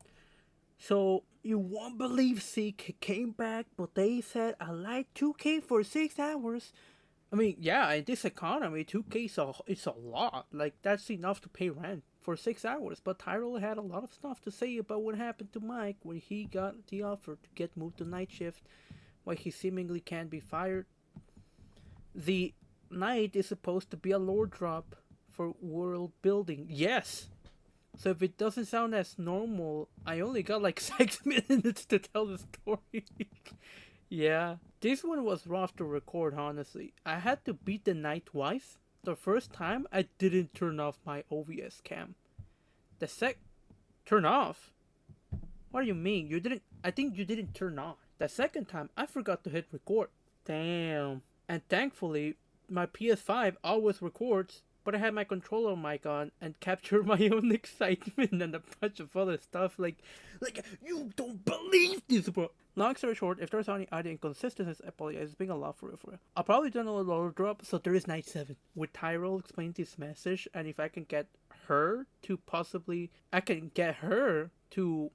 the first time hearing Alonia, aka Honeysuckling, and recording. FNAF 2 will come, but just after a little bit of a break, I'll be streaming, and I even added some FNAF games back to the potential rotations. I hope you guys enjoy. See you in the next one. Holy fuck, bro. Oh yeah, I want to mention this call is years. Oh, yeah, no wonder. No wonder it makes sense because I was wondering like what the fuck, bro. I was wondering what the fuck? Like so we never actually met? So yeah. Now that's odd, to be honest. But I guess it does make sense because you can reuse the Night 6 audio. There's no need to actually renew the audio and stuff like that for the new cars. But man, I'm confused. Night for Rescue, which is why Terrell is acting like he doesn't know Zeke. For the tourists, that's me. I'm one of the tourists. For the tourists out there, I hope this helps you theorizing. Damn. I mean, yeah, like 2000s, 2000, bro. And so yeah, like this was a great video. Great video. Go like it up. I will eventually put all of this into a big video compilation. Damn, bro. I am so excited. I am so excited. Welcome everybody. I am back with another stream. I am back with another stream. Let's go. Alright, I mean, yesterday we did a whole lot actually. We played some Sonic Rumble. We reacted to some videos.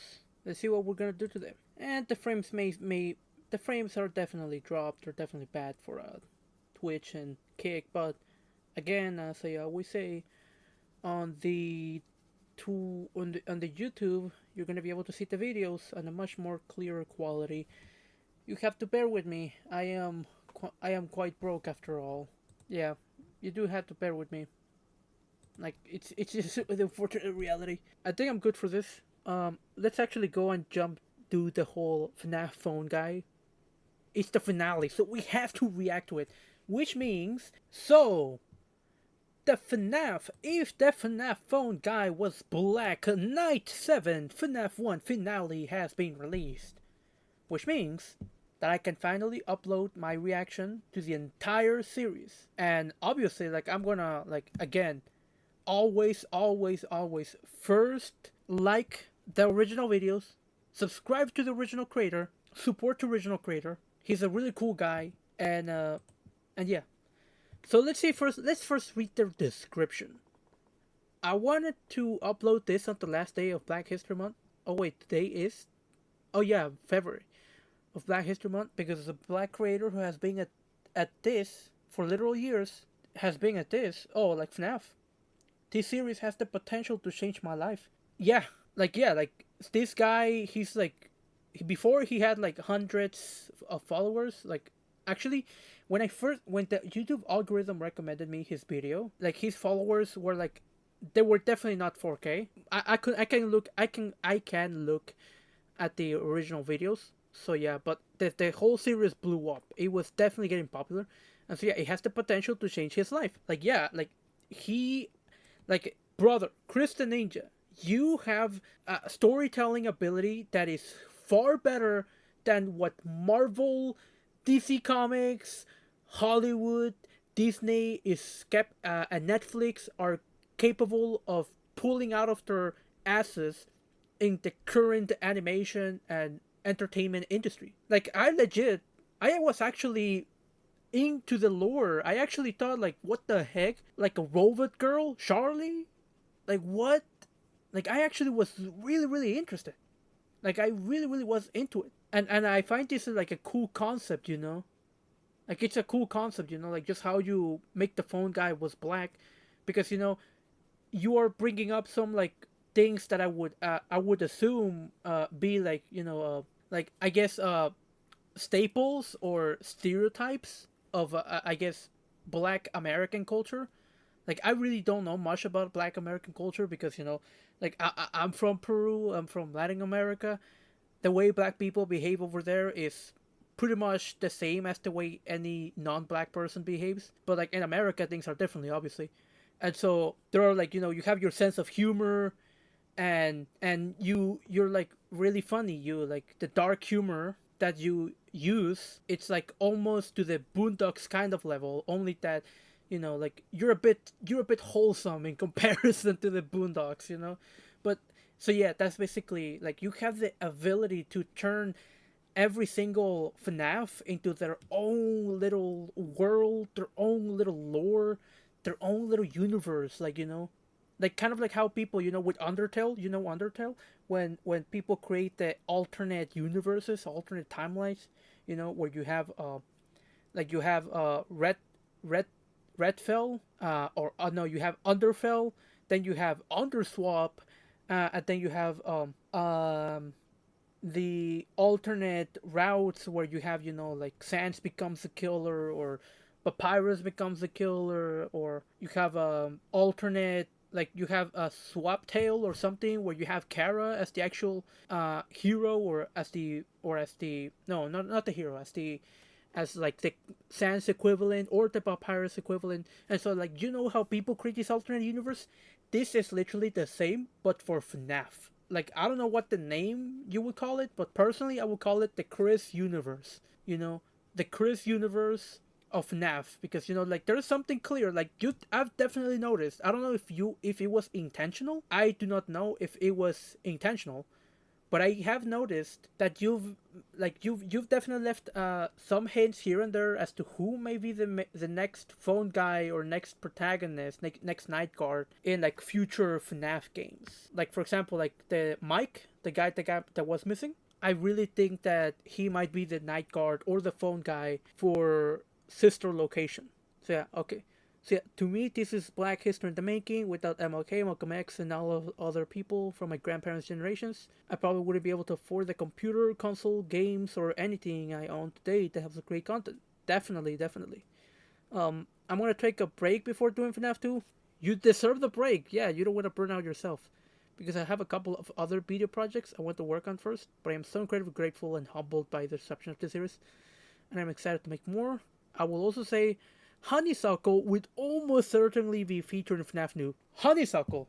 Because here's the funny thing that you can do, Kristen Ninja. You add voices to the animatronics.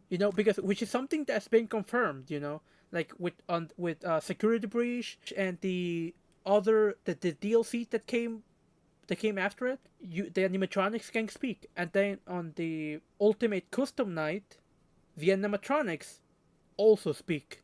At the end of every single jump scare. And so the funniest thing you could do would have Honeysuckle as Toy Chica's voice or something like that. Like I don't know how it would come out, but it would be really funny. Games or anything I own today. Yeah. Take a break. Honeysuckle be future in FNAF 2. Enjoyed the video until lore drops. Also, one last thing that might be important to note. Most of the calls were recorded in 1993. However, the second calls happened in another year where the dates line up. So Tyrell has been at this thing for quite a while. Zeke just kinda slid in on the last legs of the company. Oh yeah, because it's gonna shut down, right? So most of the calls were recorded in 1993. The second calls... Wait, the second calls? Oh, the second call happened... The second calls? What second calls? What? By second calls, you mean like the night 6 and night 7? Where the dates line up. So Tyrell has been at this thing for quite a while. So he just kind of slid into the last legs of the company. So, 1993. Like, this is the thing that I am still confused. So, on night 4, we did get saved. But, so if on night 4, we got saved, but on night 1 to night 3, like, were those, like, calls recorded before Tyrell met Zeke? Or were they like, meant for like whichever random night guard? Because that's the thing that I still don't know. Did every single phone call happen before Tyrell met Zeke, or did they happen? Because the one thing that you made clear was that on night 6, the phone call was very old and was never replaced, was never updated. So that's why Tyrell acts like he never met Zeke. So that's the thing that I don't know. Why is, like, so if the calls that happen between night 1 to night 5, if they were actual calls made after Tyrell met Zeke, or in the process that Tyrell was meeting Zeke, getting to know of Zeke, then if those calls were updated, why didn't night 6's call get updated?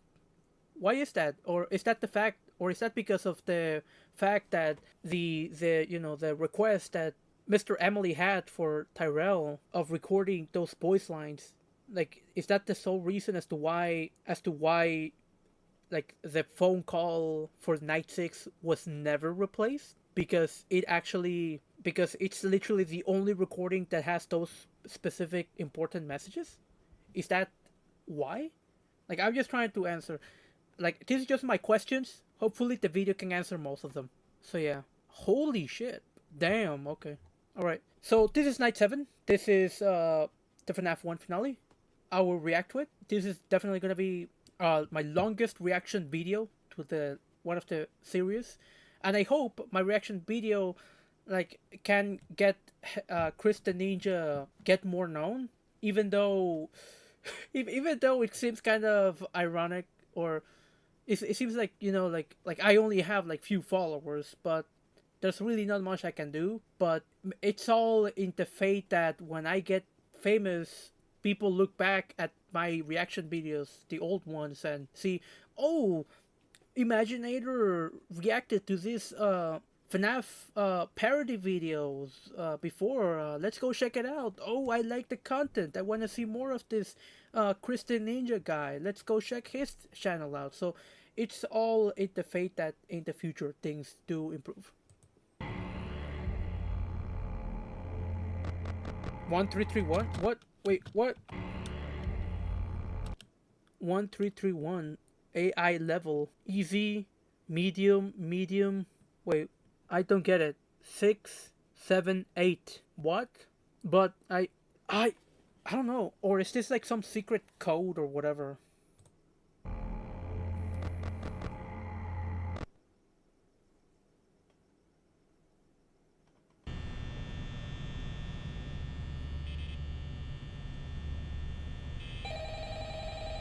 Hello?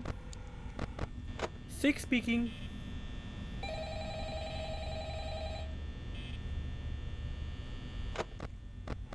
Yo, my dude, you working on a Sunday? The Yeah. Lord's Day? In a haunted restaurant? Yep. Nah, bro, you a different breed of stupid. But I hear they don't What? pay for Saturday because it's so much harder to find people to work on Sundays. I hope you didn't touch the animatronics. Corporate doesn't like that very much, and if you didn't realize, turning a knob to the right decreases the robot's original program functions. Now, Whoa, wait, what? realize, turn a knob to the right. Animatronics. Corporate people to work on Sundays. I hope you didn't touch the animatronics. Corporate doesn't like that. Oh, I'm sure that by FNAF 2, the only one animatronic you might worry about me getting my hands on, about me not touching, would be Toy Chica. Like, damn, that animatronic is definitely, like, we gotta write that shit, bro. Like, just kidding. Like, we obviously have to respect the animatronic, but it's not like any one of us would really try to touch Toshika. Like, who hasn't dreamed of, huh? Very much, and if you didn't realize, turn a knob to the right decreases the robot's original program functions. Now, you might think that's a good thing, but that just means the ghosts have more influence over them and makes them move like Magic Johnson's passing game. Damn. But whatever you ended up doing, if you touch the robot knobs at all, you will be fired. Good luck if you turn it all the way to the right. It's supposed to be like the reset night, so who knows? Maybe you'll get lucky and you'll make it out, but chances are you didn't pull Mike's technique and turn everyone off. So anyway, night, dog. Hold up, nah, dog. Wait. Be fired. Good luck if you turn it all the way to the right. It's supposed to be like the reset. So, are you telling me that that the night guard that Zeke should still turn the robots off, even though he will get fired? What? Game. But whatever you ended up doing, if you touch the robot knobs at all, you will be fired. Good luck if you turn it all the way to the right. It's supposed to be like the reset night, so who knows? Maybe you'll get lucky and you'll make it out, but chances are you didn't pull Mike's technique and turn everyone off. So anyway, night, dog. Wait. Johnson's passing game. But whatever you ended up doing, if you touch the robot knobs at all, you will be fired.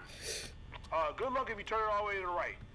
So you're suggesting us to go and You're suggesting us to go. You're suggesting Zeke to go and turn them off, even though he will get fired. What about working on the day shift? It's supposed to be like the reset night, so who knows? Maybe you'll get lucky and you'll make it out. But chances are you didn't pull Mike's technique and turn everyone off. So anyway, night, dog. Hold up, nah, dog told me to call him back. I gotta call him back real quick. Man, what you want? I got church in the morning. Hey, bro, I heard your night 6 message. Oh snap, I'm up, okay? I gotta tell you some stuff. Don't talk, just listen. When I finish talking, just say I'm crazy, then destroy this phone. Wait. Don't talk, just listen. Oh snap! Okay, I got church. I got church on Monday. That's gospel, right? Yeah. Don't talk, just listen. When I finish talking, just say I'm crazy, then destroy this phone. Say I'm crazy and destroy this phone. What are you gonna tell us, bro? First and foremost, Mr. Average is a murderer, high both. Yes, both. It happened twice. Wait, what? First and foremost, Mr. Average is a murderer, high both. Yes, both. It happened twice. Missing children incidents. I couldn't say anything in the recordings before because Fazbear Entertainment tells Afton every possible legal conflict, and I can't afford a lawsuit. I told Mr. Emily my suspicions, and he told me that Charlie was actually killed by Afton first. Charlie was murdered despite the security robot that Mr. Emily made. It ended up fusing with his daughter, and then that gave him an idea to build a series of robots so he could watch the little girl grow up. He told me not to tell anyone until after he died or disappeared, but a few weeks ago, Mr. Emily and Mr. Afton cut business ties, and Mr. Emily's been away for a while. He said he was planning something big, and it might take quite some time to finish. So, Charlie fused with the puppet. Like, I don't know what happened to the original body, like, I don't know who's who, but it seems that, like, if Charlie and, Andrew, I think, was it? Andrew? If those two are, like, friends, they know each other, growing up, then it's likely that the puppet fused into Charlie's body, which explains why Charlie would be like she's essentially like a cyborg of sorts or an android. Like she has the internal organism instead of being human or flesh, it's literally just the puppet or robot parts. And so but she still has the consciousness of a human, of her identity as Charlie. Finish. So I told him I'd watch over Robo Charlie and make sure that she had a good childhood, I guess you could call it. She seems as happy as a robot could be. She seems to be getting closer with Alex and his other friend John. So I guess I'm doing a good enough job because Mr. Emily hasn't let Fazbear Entertainment fire me yet. Oh. I also found out from Mr. Emily that the reason Mike never got to hear my calls that were way more helpful than Ralph's is because Mike was actually Mr. Afton's son. That were way more helpful. I also found out from Mr. Emily that the reason Mike never got to hear my calls that were way more helpful than Ralph's. Way more helpful than Ralph. Wait, didn't Ralph get cooked? Did he get cooked or not? Did he get murked by the animatronics, or is he just some random previous night guard?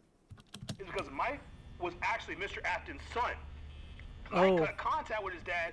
Mike Schmidt. Michael Afton. Oh, okay. Okay, so now it makes sense. Now we can see. So Mike... No, so yeah, this is in line with the canon. Mike was indeed the protagonist of the sister location. After his little bro was killed in an accident, and then apparently was tortured in his hospital or something like that for a week to try and force him to fuse. That's the... I forgot the name of that kid, but that's the protagonist of FNAF 4. The robot that bit him, it almost worked, but having his brain crushed, yeah, there was no way to get that spirit angry enough to fuse and the other half to the other half of the suit. Then when Mike had his son Andrew, Mr. Afton killed Andrew. Mike had his son Andrew? Oh, wait. Wait. I thought Andrew was Tyrell's son. What? I'm confused, bro. I'm gonna have to... What? I'm gonna have to go and rewatch the Night 6. What? So Andrew is the son of Mike. Mr. Afton killed Andrew's son? Just how cold-blooded is Afton, bro? Just how cold-blooded is Mr. Afton to go and kill his own grandchild? Like, didn't he think that he could maybe mold his grandchild to be like him? To be his sidekick to his crimes or whatever? Mike was enraged. And rightfully so. Mike knew his dad only killed Andrew because he wanted revenge on Mike for Oh not letting him know he was a shit. granddad. And Damn. it was literally Andrew's birthday, so Mike said he was gonna find his dad and make him pay. Just for that, so the grandchild got cooked and murked just for some daddy issues that Mr. Afton had?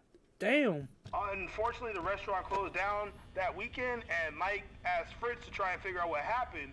But when he told Mike and got back to Mr. Afton through legal, they fired Fritz while the place was closed down. Wait, what? Mr. Afton and Mike asked Fritz to try and figure out what happened. But when he told Mike and got back to Mr. Afton through legal, they fired Fritz while the place was closed down. That's when I learned I better keep my mouth shut. Fritz. He's a night guard. Is he the guy of the bite of 87? Yeah. Fritz. Fritz or Fritz? Fire Fritz while the Fritz. Okay, so it's not this guy. Yeah, because this guy died. People think that it was Mangle who bit the thing. But yeah. Bite of 83, bite of 87. Damn. So, okay, I guess. So, it's not this guy, it's Fritz. I don't know who Fritz is. Fritz Smith is a night guard at Freddy's Fazbear 1987 that is playable on the 7th custom night of Freddy Nights at Freddy's 2. Five Nights at Freddy's 2. Yeah, I'm definitely gonna cut back. So, what were we doing? If the phone guy was... Yeah. So, let's see. restaurant closed down. Mike said Mike for not letting him know he was a granddad. And it was literally Andrew's birthday, so Mike said he was gonna find his dad and make him pay.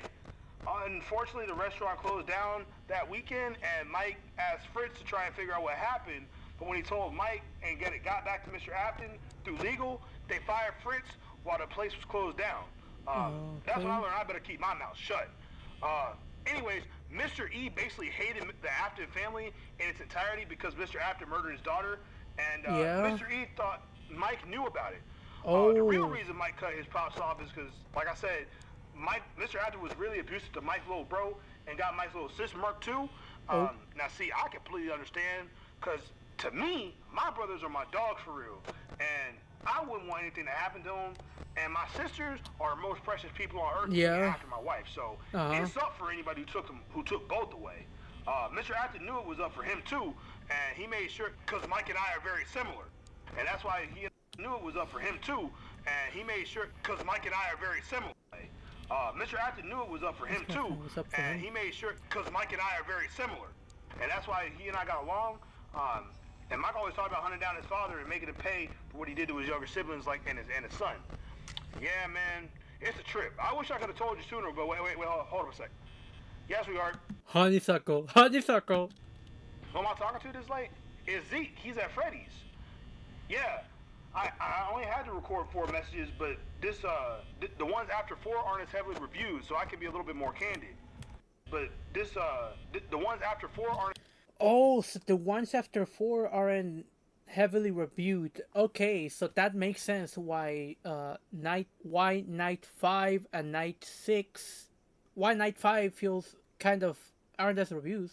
Wait, so oh yeah, it makes sense why like on night 5 he reveals some lore, and then by night 6 he like the phone call like literally reveals a whole bunch of lore. Yeah, a whole bunch of lore. So I guess it makes sense. It's a typical company behavior, you know, like only focus on the most important and recent dates, and the later ones like you can leave them there for like a couple of years. It's heavily reviewed, so I can be a little bit more candid. Zeke, the wife says hello. Man, told I said thanks for dinner on Friday. He said thank you man, for I dinner was thinking Friday. about that all night long, bro. He was thinking about it all night. Yeah, she just laughed and said you're welcome. It was our pleasure to have you over, my man. Okay, I'll tell him. On Friday. Oh, and thanks for these cookies. You know I love Snickers. All right, babe, love you. I forgot what I was gonna tell you, but my wife says you invited over for dinner tonight. We're having pot roast and mini loaded baked potatoes if you're down. Oh yeah, for sure, bro. All right, sounds good. I hope you didn't touch the robots before you got in the office. The company got the kids' corpses out of their suits about 2 months too late, and just even touching the matted fur will leave your hands smelling like death for a week. Damn. That's how the company can tell who's tampered with the robots and who hasn't. I mean, I guess that makes sense, but I mean, why would you even touch them? Oh, maybe to like remove the tamper with them so that they get reset, I guess. I also got a memo that some parts have been reported missing when I came in yesterday morning. We think Mr. Afton is sneaking in to steal parts for that Pizza World thing that he has going on or something. We found like a purplish suit with like an antenna and some kind of like jamming looking device. I went to the Radio Shack and it turned out the device can alter how people see things through cameras, like especially in the dark. So keep an eye out for any strange stuff going on. Also, Golden Freddy? I heard that this location will probably be shutting down soon since Mr. Emily doesn't want to keep running this sorry excuse for a memory box anymore. Yeah, so this might be your last day. Lucky you, right? You ain't got to come back no more. Oh. And you about to get a fat paycheck? Hey, man. But don't sweat it, homie. I know of a few other safer jobs you could do if you get sacked. Anyways, finish that shift, make your paper, and I'll see you come dinner time. All right, man. Night, homie. All right, man. Sounds good. But you one crazy joker, brain. Only good thing you said all night was I come over for dinner today. All right, bro. I'll catch you. Huh. Naruto. Okay, so I guess we now know why Night 6 recording feels like it wasn't as reviewed, but the first ones were recent. So I assume that before Night 4, Tyrell, right? What is it? Yeah, Tyrell essentially knew of who this new night guard that joined was, and essentially left the recordings, like recorded them during the day, I assume.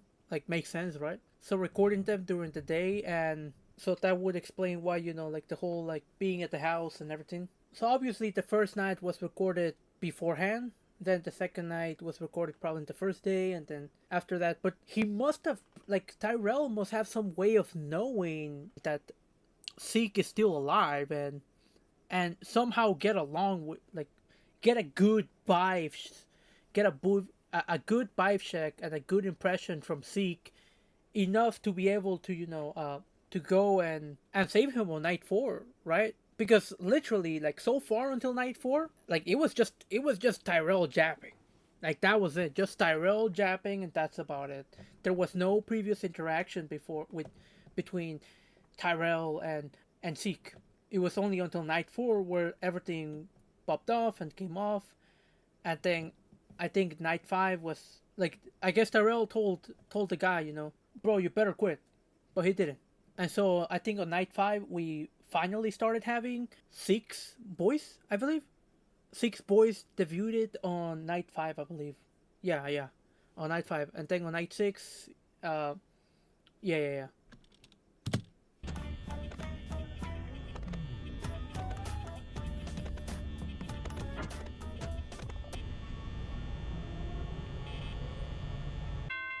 Yo, honestly, that was almost as easy as my first night, bruh. Man, it's a good thing I didn't touch them knobs on the side. Wait, so essentially Charlie is still alive. Killed by Afton first. Charlie was murdered despite the security robot that Mr. Emily made. It ended up fusing with his daughter, and then that gave him an idea to build a series of robots so he could watch the little girl grow up. He told me not to tell anyone until after he died or disappeared, but a few weeks ago, Mr. Emily and Mr. Afton cut business ties, and Mr. Emily's been away for a while. He said he was planning something big, and it might take quite some time to finish. So I told him I'd watch over Robo Charlie and make sure that she had a good childhood, I guess you could call it. She seems as happy as a robot could be. She seems to be getting closer with Alex and his other friend John. Alex and his other friend John. Who's Alex? Is that Tyrell's son? And the other friend John, man, like, I would chip Alex and Charlie. Definitely, I would chip them.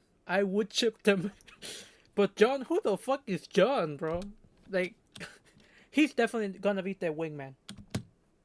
So I guess I'm doing a good enough job because Mr. Emily hasn't let Fazbear Entertainment fire me yet.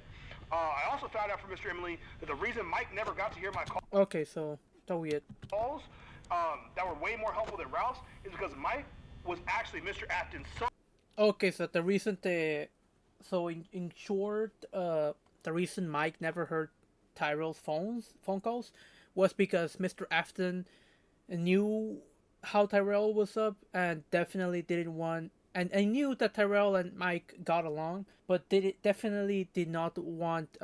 Mr. Afton once wanted to kill his son, Mike, and so on purpose he would not have Tyrell's phone calls, so that way Mike would get bad or ill general advice so that he loses and dies essentially.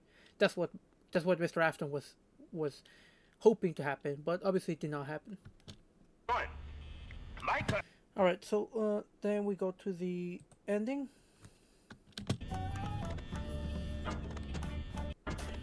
Yo, honestly, that was almost as easy as my first night, bro. Oh, Man, you get down and touch them knobs on the side of them robots, man. I would have been fired. Man, $4,000 more dollars? $4,000. Damn! Like, congrats. Take some time off. We can't afford you, man. Yep. It's too you're too expensive, bro. Okay, so $4,000. Like, that's really good, bro. $4,000. Like, even for today's standards, for just one extra day. Yeah, for one extra day, $4,000 is really good on top of everything else, on top of the other nights. So $4,000 is really really good because like with that, in California, you already cover your rent $2,000 and you have 2,000 left, or maybe 1,000 left. If it's 3,000 you rent, and so with one extra day of working in a week, you basically made your entire month, at least for that month. That's it, which is Man, I'm good. about to roll over to Tyrell's house. We gonna have us some pot roast. Man, I'm about to be chilling, man. I ain't coming back tomorrow. I'm taking some days off. I got some PTO now. PTO. Oh, part-time overtime. All right. So, what are my thoughts? It was definitely great. It was definitely one of the best series I've ever seen. Hope y'all enjoyed this series. Most of the answers are here until FNAF 3's time. Are here until FNAF 3's time starts. But as of now, Tyrell and Elania, the sugar suckle, are safe, doing well for themselves. With the kids, maybe you get the story of how they met. Maybe you even hear her voice. Time will tell, but again, thank you for the love towards this series. What started as a joke has become a really cool story I can build upon and branch out. You definitely can. You definitely have a lot of potential. Many positive comments, made me laugh, give inspiration. I can express enough gratitude. Also, not 420 mode because Zeke is not dumb enough to go in there and start messing with the mortar robots that smell like death. He has some common sense. Just not a ton of it by returning to first plane. Yeah, he definitely was desperate. Definitely was desperate, but yeah. Okay, so it makes sense. Oh, so I guess if you have them at 2020 would be 420 mode would be because you literally completely altered with them.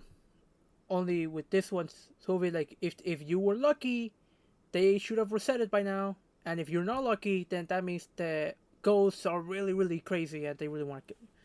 And but in this case, they were all normal.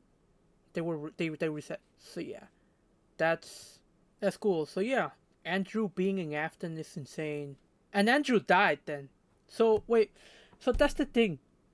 So oh man, I've prayed for a friendship like Tyrell and Zeke. Oh, like your own friendship. Yeah, everyone does.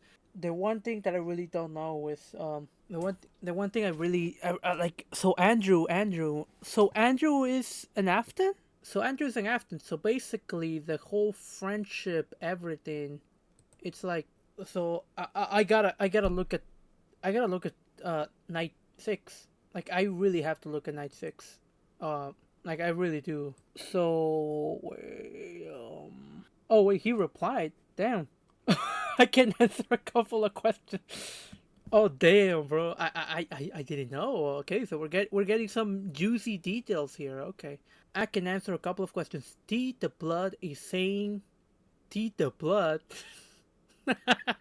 Okay, is saying Afton did the killings, paired with the black senses, and Henry being explicit to tell Tyrell to keep his son away. Charlie is dead. But overcome with grief, Henry built a robot Bryson. Please tell me this is not intentional. A robot version of her, like in the first book. Oh, in the first book. So she still gets the puppet, but I'll explain that in FNAF 2. Okay, okay.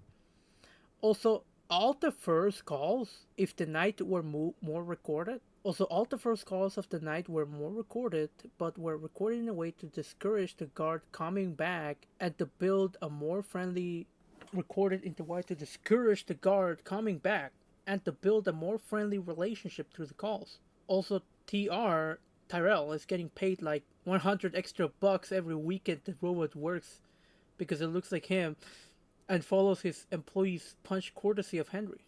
So essentially, ideally, is so that nobody returns for night 6 or night 7. So for night 6 or night 7, nobody is expected to come. Nobody's expected to come during night 6 and night 7. So that's why the robot, like, you get 100 extra bucks every weekend. I mean, honestly, the 100 extra bucks, they're really useful. They are. Every week, yeah. Every weekend. Also, so to kind of make it seem, make the phone guy seem like more, like, friendly and everything. And so not only does the phone guy get to react, like, so basically it's a one-way relationship until night 4. But, it's kind of like one of those things, any reasonable night guard, if they hadn't died by night 3 or quit by night 3, then it's because they're really, really desperate. And so maybe that's what prompted Tyrell to be like, either this guy is stupid or he's super desperate. And so that would mean, so probably by night 4, essentially Tyrell felt like, I know you're not gonna survive without me. The fact that you survived is the fact that you've been listening to me, you've been obedient, but you're also either super, super retarded or super, super desperate for this job to keep coming back, even though you are being attacked. You're being attacked. These animatronics want to touch you and put you into into a suit, into a Freddy suit, where you will die because of the locks. And so that's why Tyrell decided to go for the save, because he felt like, what, I don't know this night guard, but I haven't heard of him dying. I haven't heard of a replacement. I haven't been made to discourage, to re-record another video, another phone call, and so I'm just going to go and save this dude then. And that's where Zeke and Tyrell started a friendship, and you can see that on reflected on night 5, where not only Zeke, we actually know of the night guard's name and hear his voice, but we also we see in the phone call reference, like, so yeah, I will be expecting you today on Friday, so don't die, okay?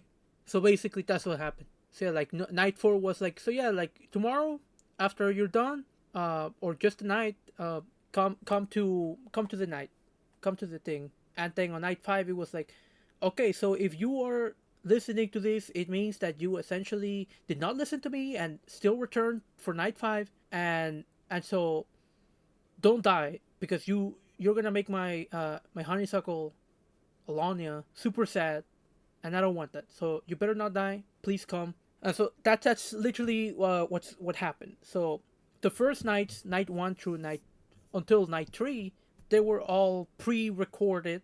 They were all recorded previously without any knowledge of Zeke. Night 4 is when Zeke and Tyrell know each other.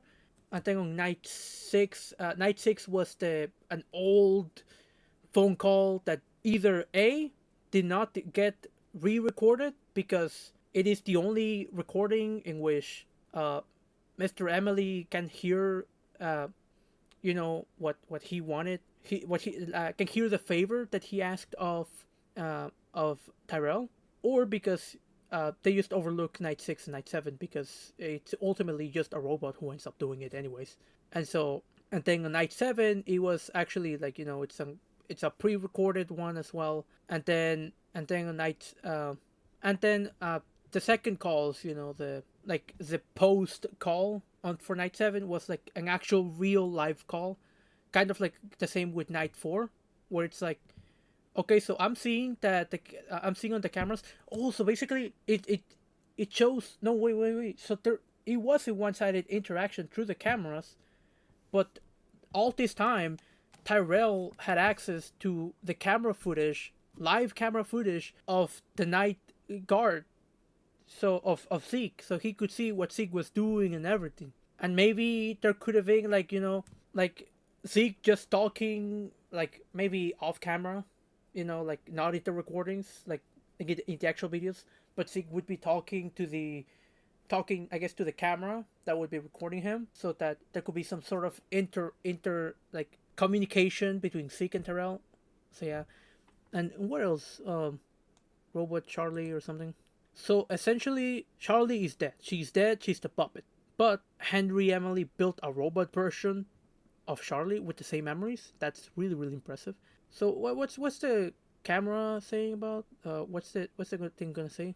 I could just go and check on night 5. I think that's where on the description. That's where it says. Yeah, this is my lore thinking everything. Alex. Okay, so it's not Andrew. It's Alex. Okay, so Alon, his son Alex. Okay, so Alex. Okay, cool. So I definitely ship it. I ship Alex with the robot Charlie. It would be definitely something interesting. Something interesting. Okay. And so yeah. And so yeah, basically yeah, like this was a great series, Kristen Ninja. I had fun. I definitely have fun doing these little lures because I feel like the Markiplier of the Chris universe of FNAF. Because Markiplier was the first uh, content creator, the first YouTuber to go and like do these theories and connecting the dots with the original FNAF games, right? And obviously, I was young back then. I was a kid. I didn't have access to technology back then. I didn't have a PC. I was poor. I was broke. Now I'm in the U.S. and now I can and I'm old. I now can do this analyzing, and so if anything, thank you, Krista Ninja, for giving me the opportunity to be able to like engage in lore, make theories and everything. And so honestly, like I don't know what I could theorize, but my theory based on the comment of Chris on night 7, like the one he posted, which for some reason is not pinned. It should be pinned, but before it gets lost. So basically, it says, I hope y'all enjoyed this series. Most of the answers are here until FNAF 3's time starts. But as of now, Tyrell and Alonia are safe. So you're essentially telling me that something bad will happen to Tyrell, and Alonia? Man, don't play with our feelings here, bro. Don't go Jujutsu Kaisen mode where no chainsaw no yeah Jujutsu Kaisen mode where everyone dies, which is pretty much the same with Jujutsu Kaisen mode. Every single loved character dies, like Chainsaw Man, Jujutsu Kaisen. Every single loved character gets like dies, and so I hope it's not like that. Like Tyrell is a really cool guy. I hope he's nothing bad happens to him. I really hope. And I also don't want the same thing to happen to Alania or Alex and even Robot Charlie. Like I want it to be a wholesome, but then again, this is FNAF. Nothing is ever wholesome. But I mean, unless if you count Security Breach, which is as wholesome as it can get. Maybe you get the story of how they met. Maybe you'll even hear her voice. This my crazy japper FNAF fanatic lore theory senses are tingling when I'm reading this. So this is my theory. This is a video theory. Like a video theory. So essentially, is that what's gonna happen for FNAF 2 of the Chris universe? What we're gonna have is that Tyrell is gonna replace essentially Jeremy and Fritz, because Zeke is obviously after Mike, So after Mike. And so in this case, Tyrell is gonna be after Jeremy and Fritz.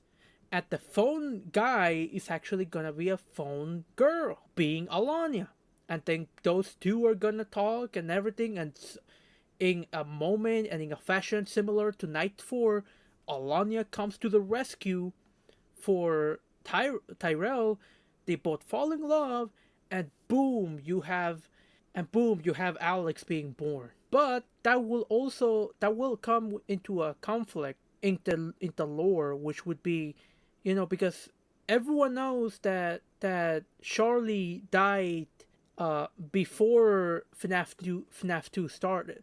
FNAF 2 started, I believe, or even like as was Charlie the no Charlie was the first one to die, right? Or was she? Or were the oh man, I don't know. Wait, so Charlie is the first victim. She was the first one to die with Fredler. So yeah, well, I don't know who Zuzi is. I don't know who the hell is Zuzi, but I know Charlie. And so essentially, and so if she's the first victim, that means that the actual real possessed kids. So yeah, the bite of 83, head is crushed, Charlie dies outside of Fredbear's family diner, and you have the puppet. The puppet is also there alongside Fredbear and Spring Bonnie. 1985 missing children's incident at the Freddy Fazbear's Pizza. Phone guys slash Rolf's. Oh, Rolf. Oh, he died. Phone guy slash Rolf's dead during a night guard shift of Rolf, the Freddy Fazbear animatronic killed him.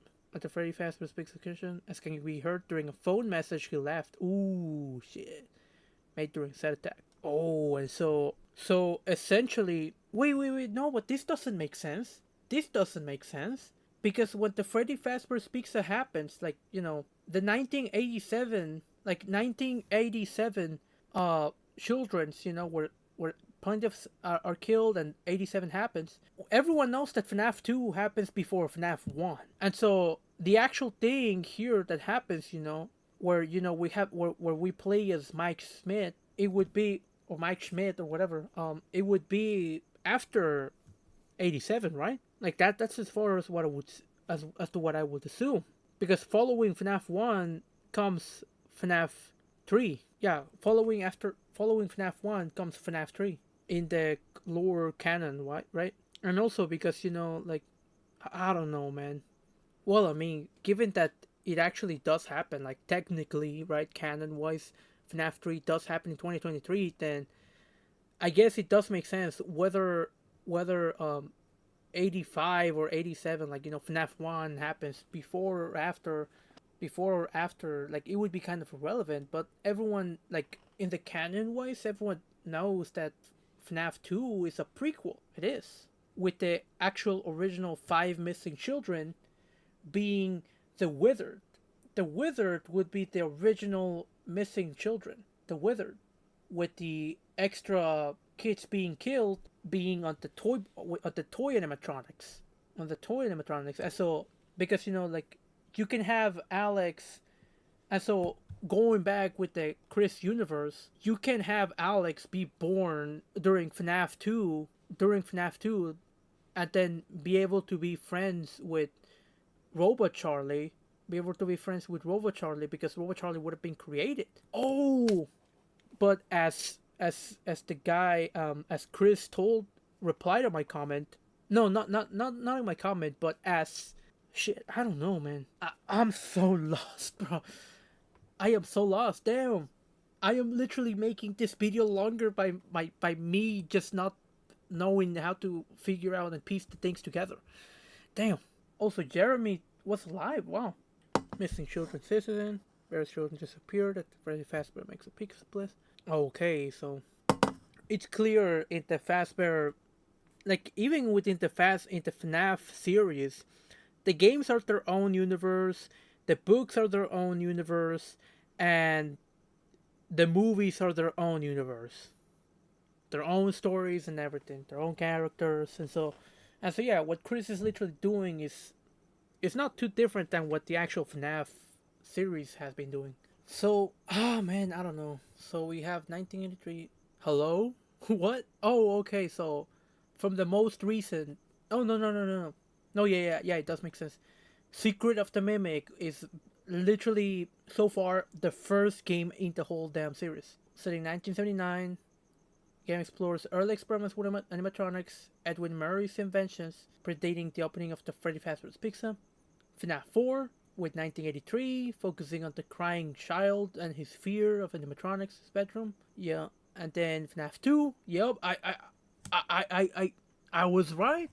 Yep, FNAF 2, set in 1987. Players experience the new security guard role. So it is here in FNAF 2 where the original incident happens. Or, well, technically, before the toy animatronics came. So basically during the Wither, essentially. Set in 1987. Experience the new security guard role at Freddy's Fazbear's Pizza. I learned about the Pizza Dark Host horror. FNAF. FNAF, the original game, set after FNAF 2. Yup, uncovering clues about the missing children and the purple guy. And FNAF 3, yeah, decades later, would be, sister location. Okay, so that would happen, like, somewhere after. No, yeah, it makes sense. Yeah. The Afton Saga. Custom Night is, like, it is technically non-linear, considered a purgatorial or what if scenario.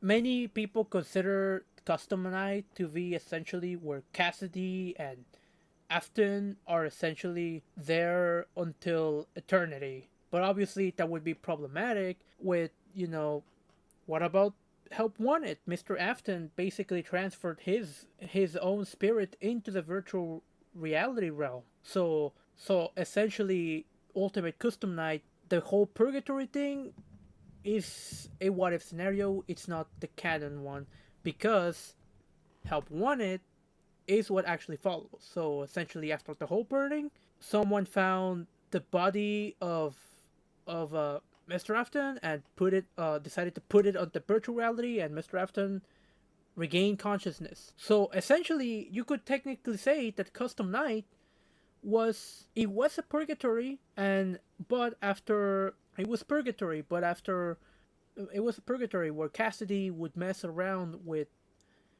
Mr. Afton's spirit, but after Mr. Afton's spirit was now transferred into the virtual reality realm through to magical reasons and convenient reasons, Cassidy is now lost, and probably Cassidy took the advice of Mr. Advices or something like that, and would just simply, and would just move on, essentially. And then after that, we would have security breach, where it would be free roam and everything, and technically it would just be like it's now the Vanessa saga, and that would actually be one thing. It essentially means that Freddy alongside Roxy, they are sentient, essentially, but they must only like they are sentient, or at least they are super advanced to the point where they can replicate human bond and human thought and sentient thought, as long as they can recognize who they are dealing with. That's what I would assume. I feel like Secret of the Mimic, what it's trying to do, it's actually trying to go and retcon, or not really retcon, but trying to go and at least tie some holes, Like, for example, who who is the mimic, the guy, the animatronic we saw at the very end, and also again, like, didn't Springtrap get killed? But we also saw Molten Freddy, so technically it's like with Security Breach, essentially with Security Breach, the whole story is now confusing, and the ending that we thought was the end during Pizzeria Simulator is not the end in the Security Breach, because we know Molten Freddy, which is basically the amalgamation of everyone, and we know Springtrap is also there. It's alive. It's alive, and yeah, but then on the DLC, which essentially tries to follows more with the glitch trap, the with the glitch trap and the virtual reality video game. Essentially, it shows like it tries to connect to it, but at the same time, they like they just retcon it. Like, what happened to the Molten Freddy? What happened to Springtrap? What happened? They're gone. And so it's best to say that the ending in which that the Springtrap ending is actually just a what if scenario. But we know that the canon ending was the ending where we free Vanessa and we are with Freddy's head, because we see Freddy's headless body. We see Freddy's headless body, and we also see the the Princess Quest arcade machine that we used to save Vanessa. And so that's the canon ending according to the DLC. And so probably the Molten Freddy and Springtrap thing was a what if ending. So it's not a canon ending. It's a what if ending essentially. So that seems what I'm going through. Anyways, I went way too off head, but regardless. So what I was doing is that based on this from Chris, Tyrell is the night guard. Alania is the phone girl. But the most interesting here, the thing that's on the loose, is now obviously Alex will be born after the events of FNAF 2, right? And if we note that Charlie was the first one to ever be killed, Charlie was the first one to ever be killed, meaning which would allow for the robot girl. It definitely brings up the question, when was Robot Charlie created? So that would be my question. So Chris, if you're watching this, I hope you can answer this question on your future videos, like months later or years later. Like, so when was Robot Charlie created? Because for Robot Charlie to grow up with Alex, they need to be pretty much of the same quote unquote age, right? Same generation.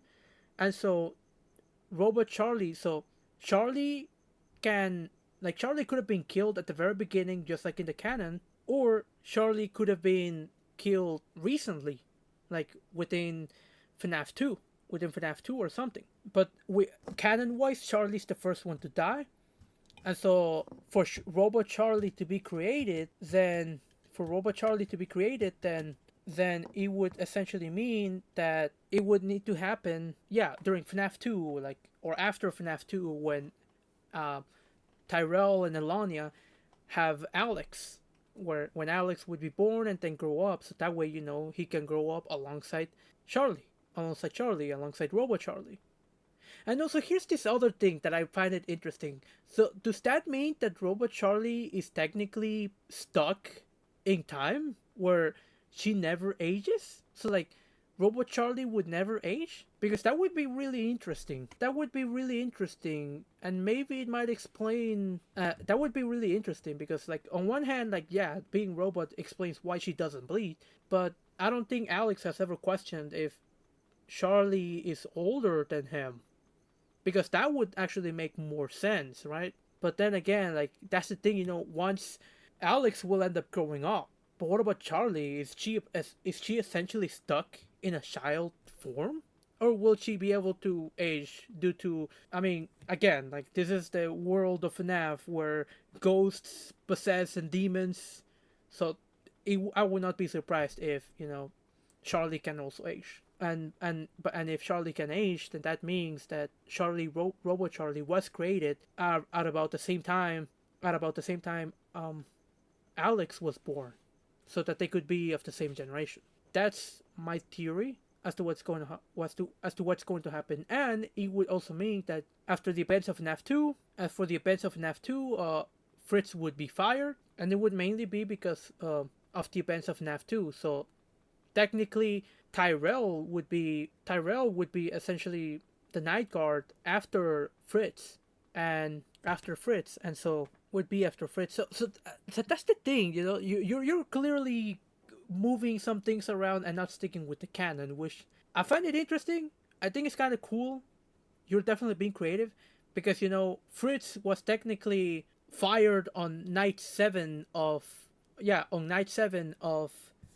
FNAF 2. So how could Fritz know of Mike, right? Because FNAF 2 happens before FNAF 1. How could it happen, right? So yeah, like, there are many lores, many questions.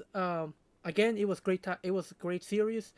I really hope your channel grows up. I hope you have many more subscribers. And yeah, everyone go check out the videos. I will definitely link them on the YouTube.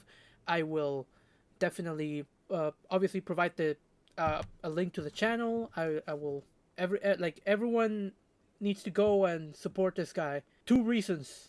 One, because that's the right thing to do as a reaction content creator, and two, um, I want to know more about the damn lore. And obviously, making these stories take time. And I don't know about Chris's personal finances or economic situation, but definitely, if you guys really want more parody videos, more actual lore videos, like no more parody, but actually more what's the name?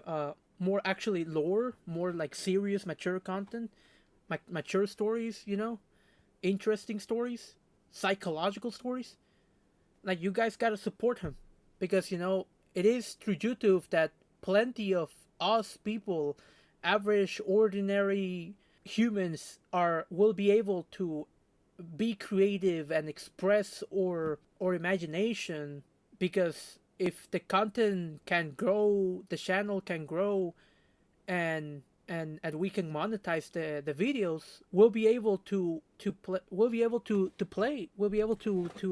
grow, we'll be able to keep continuing being creative. And so yeah, go support Chris the Ninja and support his streams, 8 p.m. CST, Mondays, Tuesdays, Fridays, and Saturdays. And yeah, let's support him on his journey of becoming a YouTuber. So yeah, go ninja kick that subscribe button, a dislike that like button like a ninja really would, and yeah, go and support him. Go support him. Support Chris the Ninja, and I don't know what else to say. Great series, great storytelling, and I will definitely, like, you definitely deserve the break. You don't want to burn out. It's completely understandable. Even small projects like this take energy, and so yeah. Good luck, man. Hopefully you can make it big. And if you do make it big, don't forget about me, bro. Don't forget about me. Maybe in the future, once I'm done with college, we can collaborate and play video games or something. Fall Guys or something. I don't know. Have a great day. It's 12:55 for me, so I will definitely end the stream here.